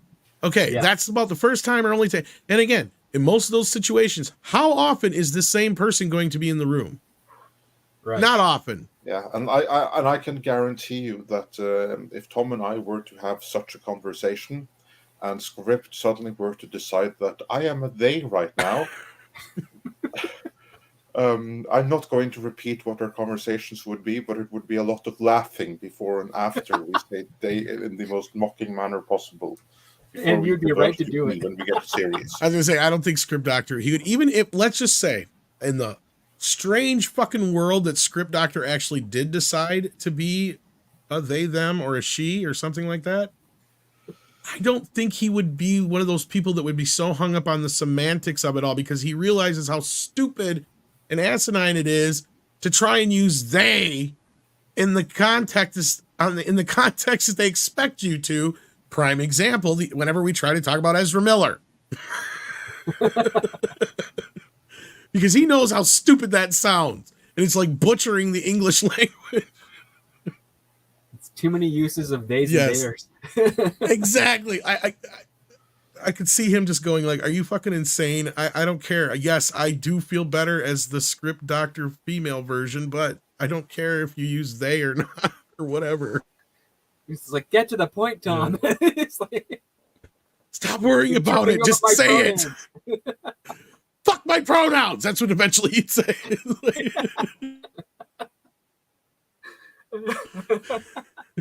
just fuck the pronouns for 2 minutes and just tell me what it is you're trying to say. But moving on. Sorry. Anyway, Jessica James says, "Rip Kitty, may you have fun knocking breakable stuff off desks in heaven." Yes. How many cats in heaven are just knocking shit off clouds? Well, that would be Cat and Kitty heaven, wouldn't it? Yeah, they're just like, what's this? Oh, I'm gonna knock it off. See what happens. Oh, my owner yelled at me. It must have been something expensive. Pinochet's helicopter tour says, last Disney CFO got fired for blowing the whistle. Yeah, the whole reason the $6 billion SEC investigation is from them. That's right. Yeah. Well, I wonder if that is. I'm still curious if that's all related somehow. I would not be surprised if there's some sort of pattern that starts like there's something and that's where Chapek could be involved, and that's what I was saying, because if it stems from something on the park side of things. But well, I think this happened before he officially took over, because they terminated the woman who was running the parks before him, didn't they? And I think that's when the SEC thing was lodged, or at least the whistle was blown at that time. It all happened really close together, if memory serves. Well, he's worked in the parks for years, and then he moved up. He's been at the parks for a long time. Yeah, so and I get what you're saying, and that's what I'm thinking is all these things all kind of happened around the same time, because he would have been moved out of the parks and took over as CEO in 2019, like you said. And I think he was head of the parks for 3 years prior to that, but he was still working with the parks prior to that promotion, because he got promoted fast. Yes. And that's another thing that's kind of a red flag to me too, all of a sudden now. But anyway, I'd love to hear somebody who knows more about this besides Cameron actually at a financial level. Like if we had Mikey or something here, would have been great today. But I have a feeling this is not a conversation that we're done with yet.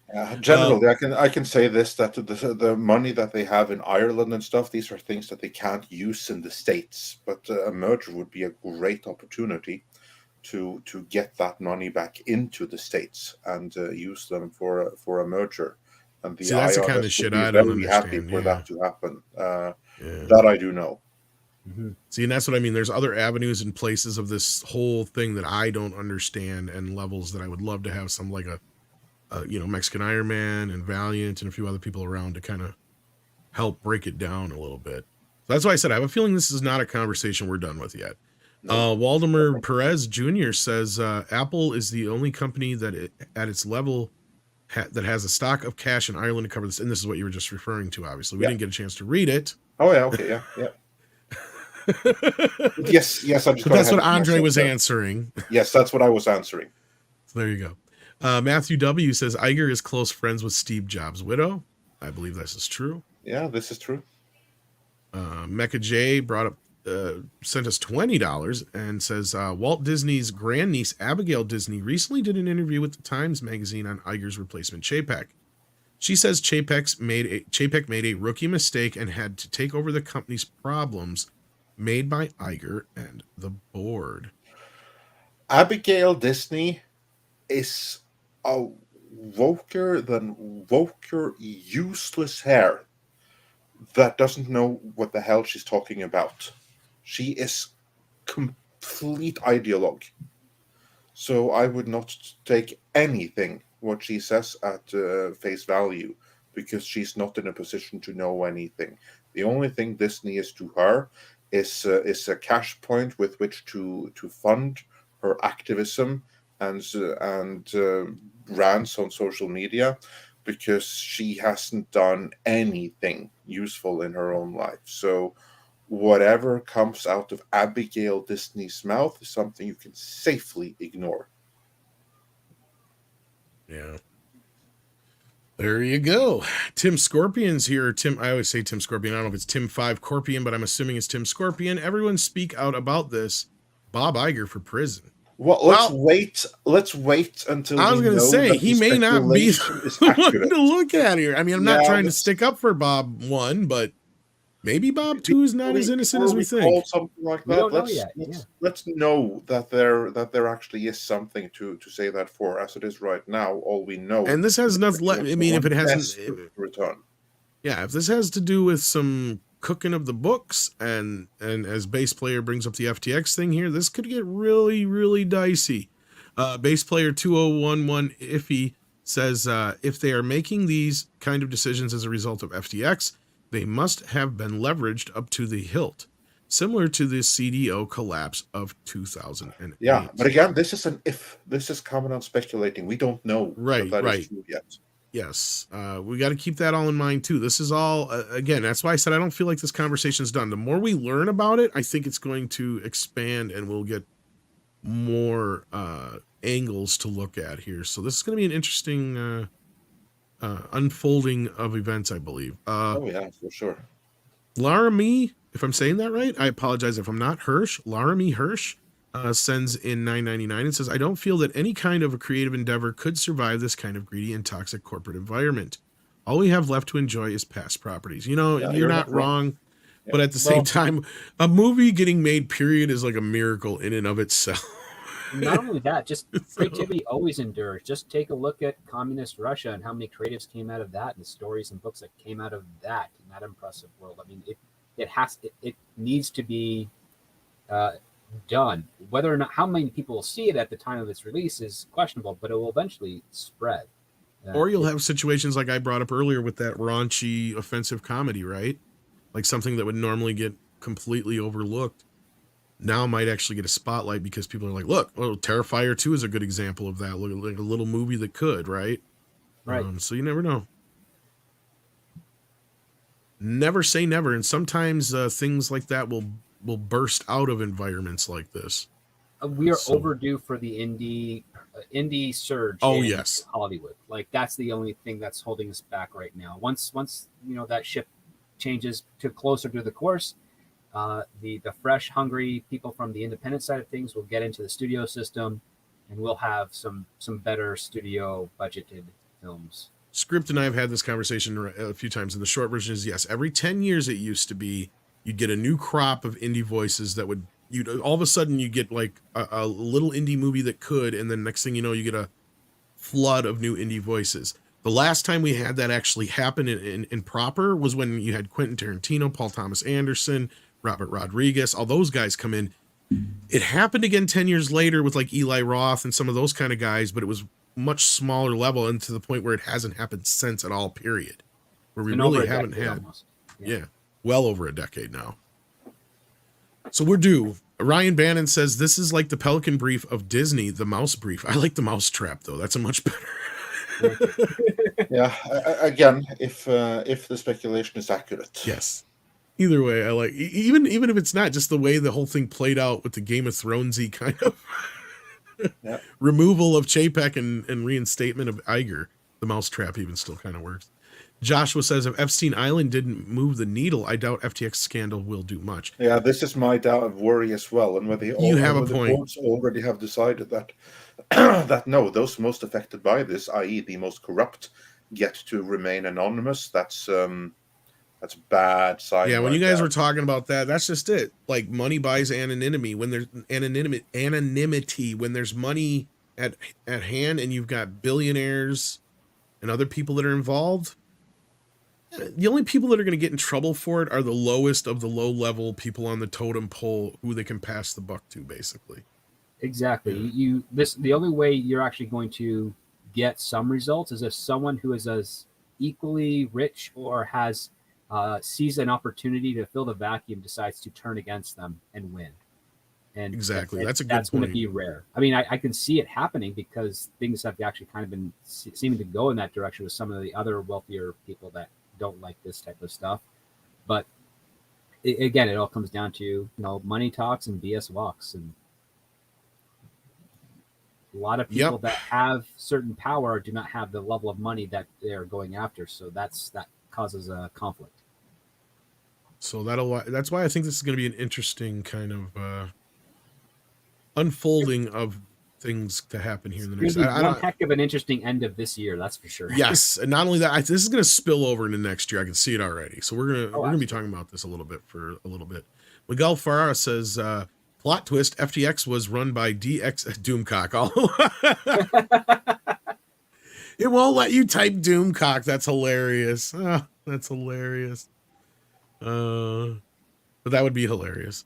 Smith Self says a potential Disney Apple buy in light of the negative antitrust attention from FTC and EU toward the Microsoft Activision potential deal. Coincidence? Andre, this is kind of more your bubble. I really can't say.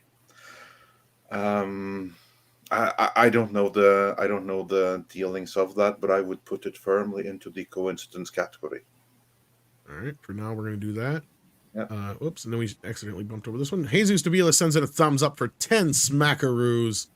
I'd like to see all of you in the chat now hit thumbs up if you haven't already. It's free, doesn't cost you a thing. And Jesus supported the channel to remind you to do so. Mr. Tickle Trunk sends in another toonie and says, sure glad there wasn't Hollywood bail. Oh, wait. Yeah. Those bailouts are the worst and should never have happened. Going way back to 2008. And I was also going to try and I was going to ask earlier when Cameron was here too. I was going to say some things about the housing thing too. I wondered if there was parallels there, but yeah, but the bailout, that's kind of reminded me of that. But anyway, Imaginary Number says Chapek was not the CEO needed, but deserved. I see what you're twisting there as a goof. And you're kind of right to a point, but at the same time, still makes me wonder what... I'm curious now because here's the thing, if Cameron's speculation is correct, that really changes the game. It becomes a little bit more than just about the woke side of things and some of the simpler pieces of the puzzle that we've talked about before. It puts it on a whole nother level of fuckery. It does. I don't know how else to put it than that. And then Wheels of the Bus Run Over JJ Abrams says, how much for Lucasfilm? I bet $10. Oof. It's not worth this nearly as much as they paid for it now. That's the other problem you have with them just selling stuff off. Pinochet's Helicopter Tour says Disney, Marvel, Fox, ABC, ESPN, SEC won't allow, or SEC. Security exchanges might not allow a sale. Might not. And this is where I see if it does happen, it's going to be a split up of a certain type of situation. And well, even the prospect of a sale that they have to file would probably get unwanted eyes on their books at the same time. That could be too. I mean, it could. There's a lot of what ifs out of this this last week. I'd be curious to see how the financial papers start to look at this. The Last Millennial says, isn't the chances of Apple buying Disney very low, considering one, how big the two companies are, two, $6 billion is missing. Can each say yes or no if they think it will? Well, going back to what Andre and Script and I were just talking about here not too long ago. Yeah, like this is still a low chance situation, but it's probably the closest we've ever been of any of the times we've had the conversation, and I've thrown the whole Apple could buy Disney joke out there. It's not so much of a fucking joke anymore. Kind of thing. Like it's like the closest we've ever been to this before, I would say. Right, Andre? What do you think? Yeah, it is. It is not very likely, but it is the most likely it's ever been, if that says anything. I don't think it's going to happen. Like, if I had to put money on it right here and now, I'd say it's not going to happen. But I wouldn't put much on that. Yeah, I wouldn't make a very confident bet with I wouldn't put the kind of money that Disney would have to put into no. serious Ponzi schemes. Let's put it that way. I wouldn't. I'm talking about a $5 bet tops. To lose on it. Exactly, $5-10 bet tops with Andre right now. I'd take. Yeah. Oh yeah, they'll buy it. That's it. That's the most I would go. Yeah. How about you, Script? Yeah, I don't know, man. I like the logical person in me would say no one in the right mind would ever want to throw in with Disney for an acquisition at this point. But again, if you have certain players that are influencing, and other people that can see other opportunities to do something with that company, I can see a tug of war happening. But if you have an Apple deciding that, you know what, Apple Plus really hasn't been working because we don't have the content, Disney has the content. That's what I mean. I can see that happening. I can see them doing that. It's just the other part of me is saying, like, I'm pretty sure the number crunchers and the accountants at Apple would be looking at the Disney and saying that it could be worth it for the content, but the accusations, the shady book dealings might be really, really bad for us in the long run. Like, that's what I can see. Okay, because here's where I've always come at this angle with, like, if Apple's interested in anything, the only thing they're interested in is the content. They would probably find a way to merge Apple and Disney Plus as a streaming service, much like Discovery and Warner are doing. And that's what they would want. They want to be able to tie in their Apple products with all the Marvel, Star Wars, Disney, Pixar characters. That's what they'll want to do. And franchises. That's where I see them coming into being a part of this. See, here's the thing is, though. They can still do that in some kind of wacky licensing merger type of thing, too, that doesn't necessarily have Apple buying Disney flat out. Yeah. But that's another thing that I kind of see happening as well, is like this weird, big, huge deal between the two, to where, like, Apple will overtake Disney Plus on the technical side of things, and then they will license exclusively all the Disney ran brands for everything. And again, like, I can see them doing like Apple iPods with like Darth Vader and R2-D2 like casings and stuff, just to kind of, that's the kind of shit I see them doing, right? And they know people will get into that kind of shit. So believe you me, if you have like a Shield version of the iPad and it sells for like $1,000 some odd bucks, I'm sure that people would get into that kind of a thing. That's what they want. And then also for you to be able to go to iTunes, and iTunes is the only place you can buy Disney movies or something like that. That's the kind of shit they would do. And that I can see happening, and you can still do that without the company being bought outright. So we'll have to wait and see what happens here. I don't know what you guys think about that, but basically like leasing land. Essentially, it's like, yeah, you're not, I'm exactly give you a 10-year contract to lease all of our Disney properties from us. Yeah, possibly. There's lots of options that could be explored aside from a merger or acquisition. Because then that also opens them up to where the Disney Plus is still a thing, but it's basically run technically by Apple. But then Apple also can utilize the Fox catalog, which Disney has all but ignored. Like, sure, outside of a few things that they've highlighted, they have all but ignored the entire catalog. And there's some shit in there that I could see Apple really, using as this is the exclusive place to get this, exclusive place to see this. And that's that exclusivity with Apple is a thing that they're very high on, right? Like making big deals like they did with iTunes. Like, that's where I can see them doing the same thing, but with movies and Disney and Fox. Because, like, let's not beat around the bush. I've talked about if Apple wants to make a play, they can at any time. And what bigger play could they make other than going after the biggest movie studio in the world? Period. Hands down, end stop. We've talked about, maybe they'll go for Paramount, maybe they'll go for Sony, What if we just cut out the middleman and be like, look, we want the biggest entity of all time. And that's where I say they could just buy Disney Entertainment as a whole. And then, like you said, they'd have a deal going the other way where Disney would be spun off into its own entity as far as the parks go, with a lifetime lease for all the characters, like as part of the deal or whatever. And it's like this synergy deal they work out, and that's the only way they could split themselves up, where the FCC might be okay with it, but even then it's a big if. So we're talking all kinds of crazy possibility scenarios here. These are not even being discussed in the real world, I'm sure. I'm just saying, but yeah. Anyway, moving on. I don't know if you guys agree, disagree with those, but very interesting scenarios. Indeed, interesting times. Primer says, hail Midnight's Edge in the morning. Real world scandals are becoming more entertaining than most things on TV. Yeah. Making some popcorn and getting comfy for the FTX shit show. Well, it all depends on how much they let us find out. Yeah, that could have been more entertaining. Last Millennial says, also, can you guys have Nick Rekieta Law on your show?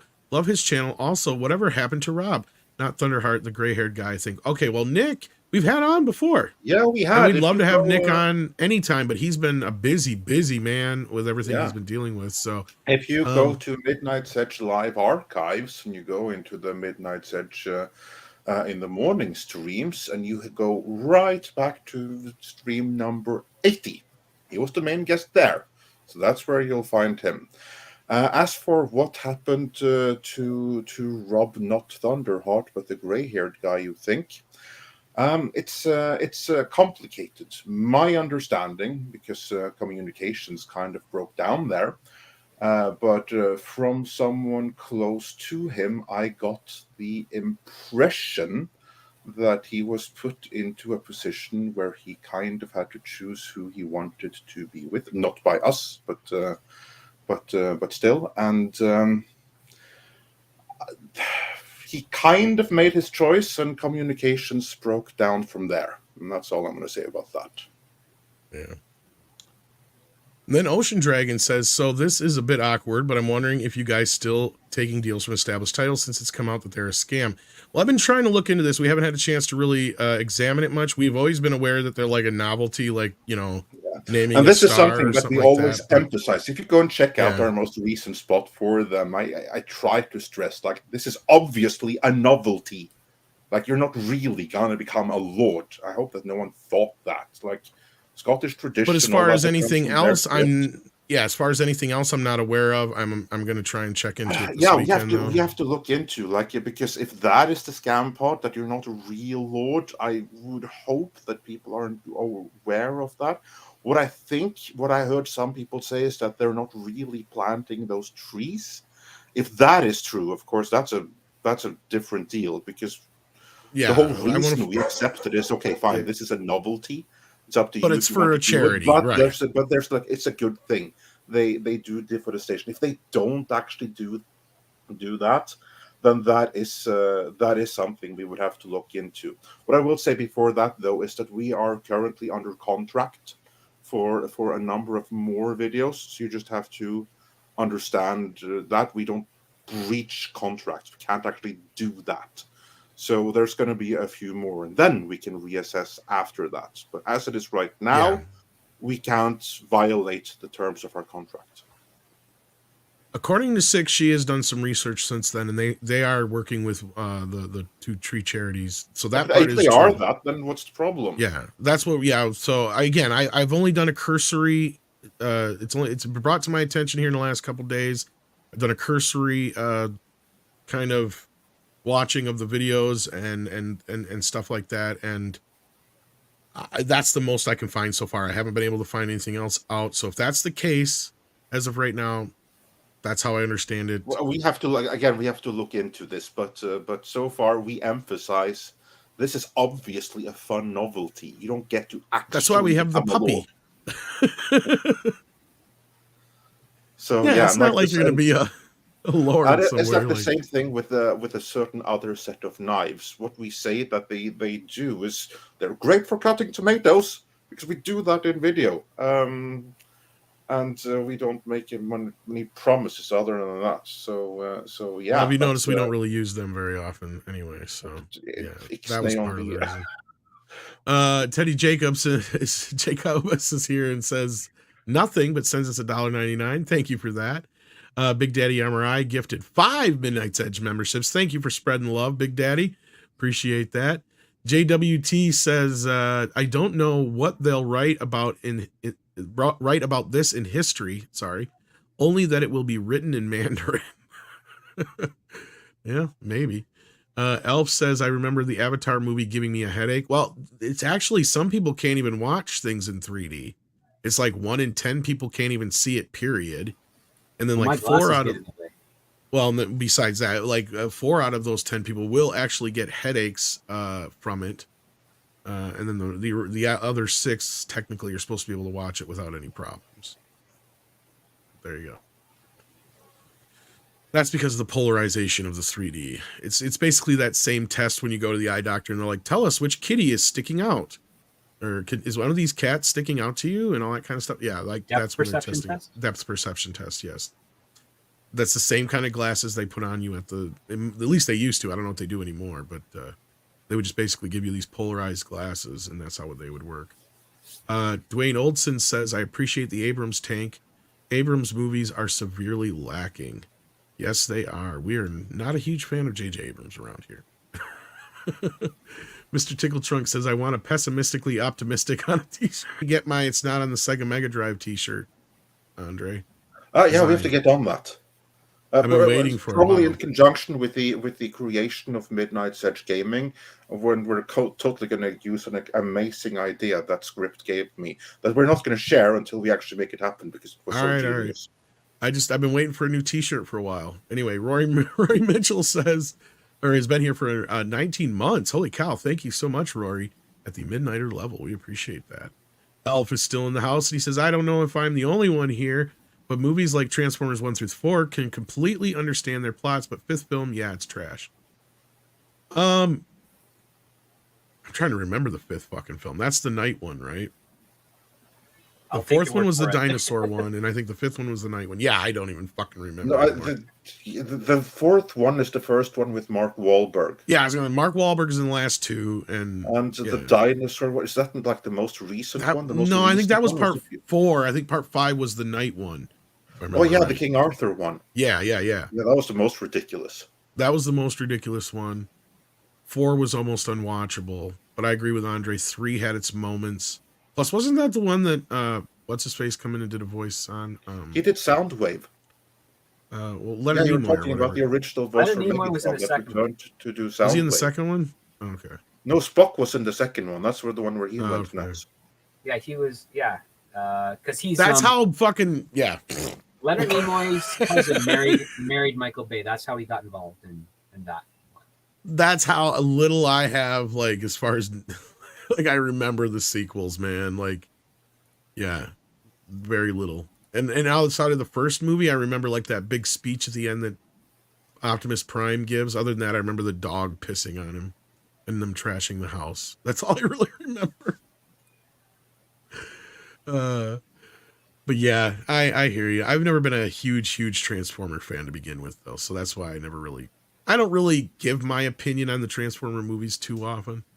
DCB Titan says, Tom, I also thought a movie should be called Mousetrap. Well, that's all scripts. He coined that on Twitter. So yeah, I just agree with him. That's a great title. Where Warwolf has been a member for 19 months. Well, thank you, Warwolf. We got Sean the Movie Man who's been a member for 17 months. Thank you, Sean the Movie Man. Then we've got Sean the Movie Man sending in a $5 super chat and says, Disney to the trades in their Jada Pinkett Smith voice. FTX has us in it. FTX and us had an entanglement.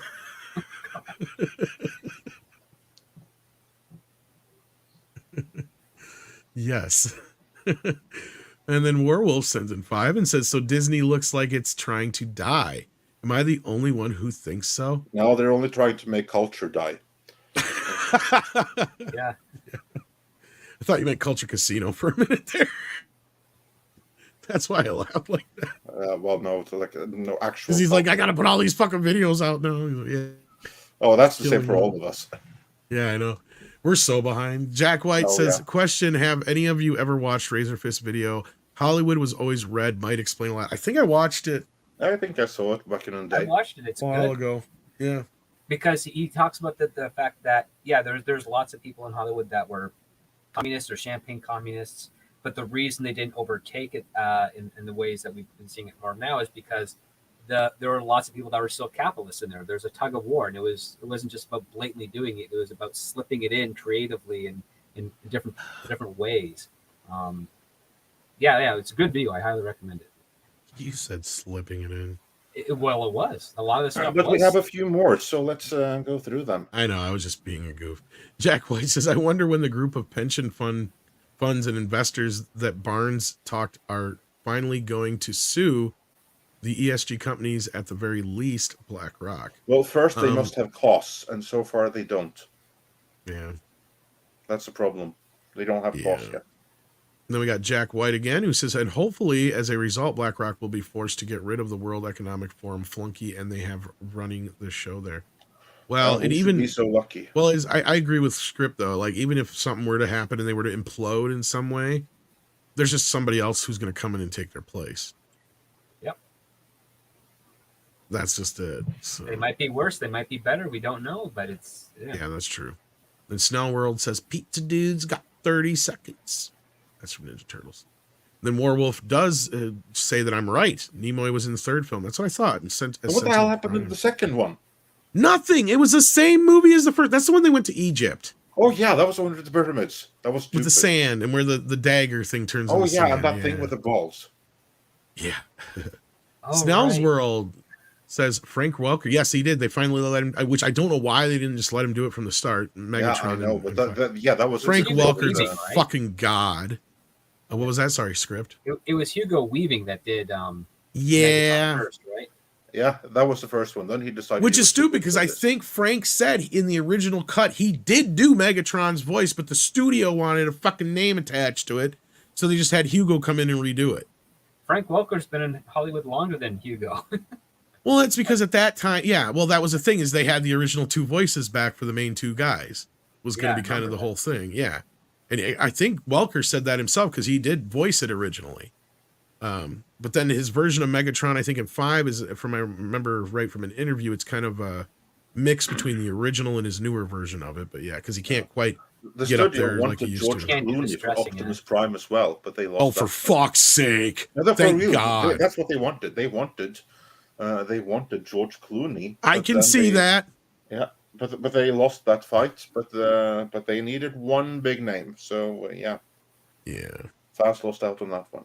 Yeah, and then Master Clockwork says the worst part of Bayformers was the toys. They sucked, ugly, very overly complicated and expensive. Hasbro was quick to back the class. Yeah, I don't know if they're going to go back to that. No, that's what I'm afraid of here too.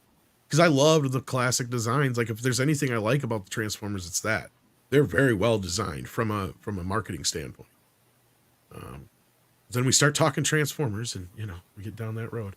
Mecha J says, me watching Disney screw themselves over even more, insert Michael Jackson eating popcorn here. Yeah. We're going to have to make that GIF here. I think we're going to have to use it a lot going forward.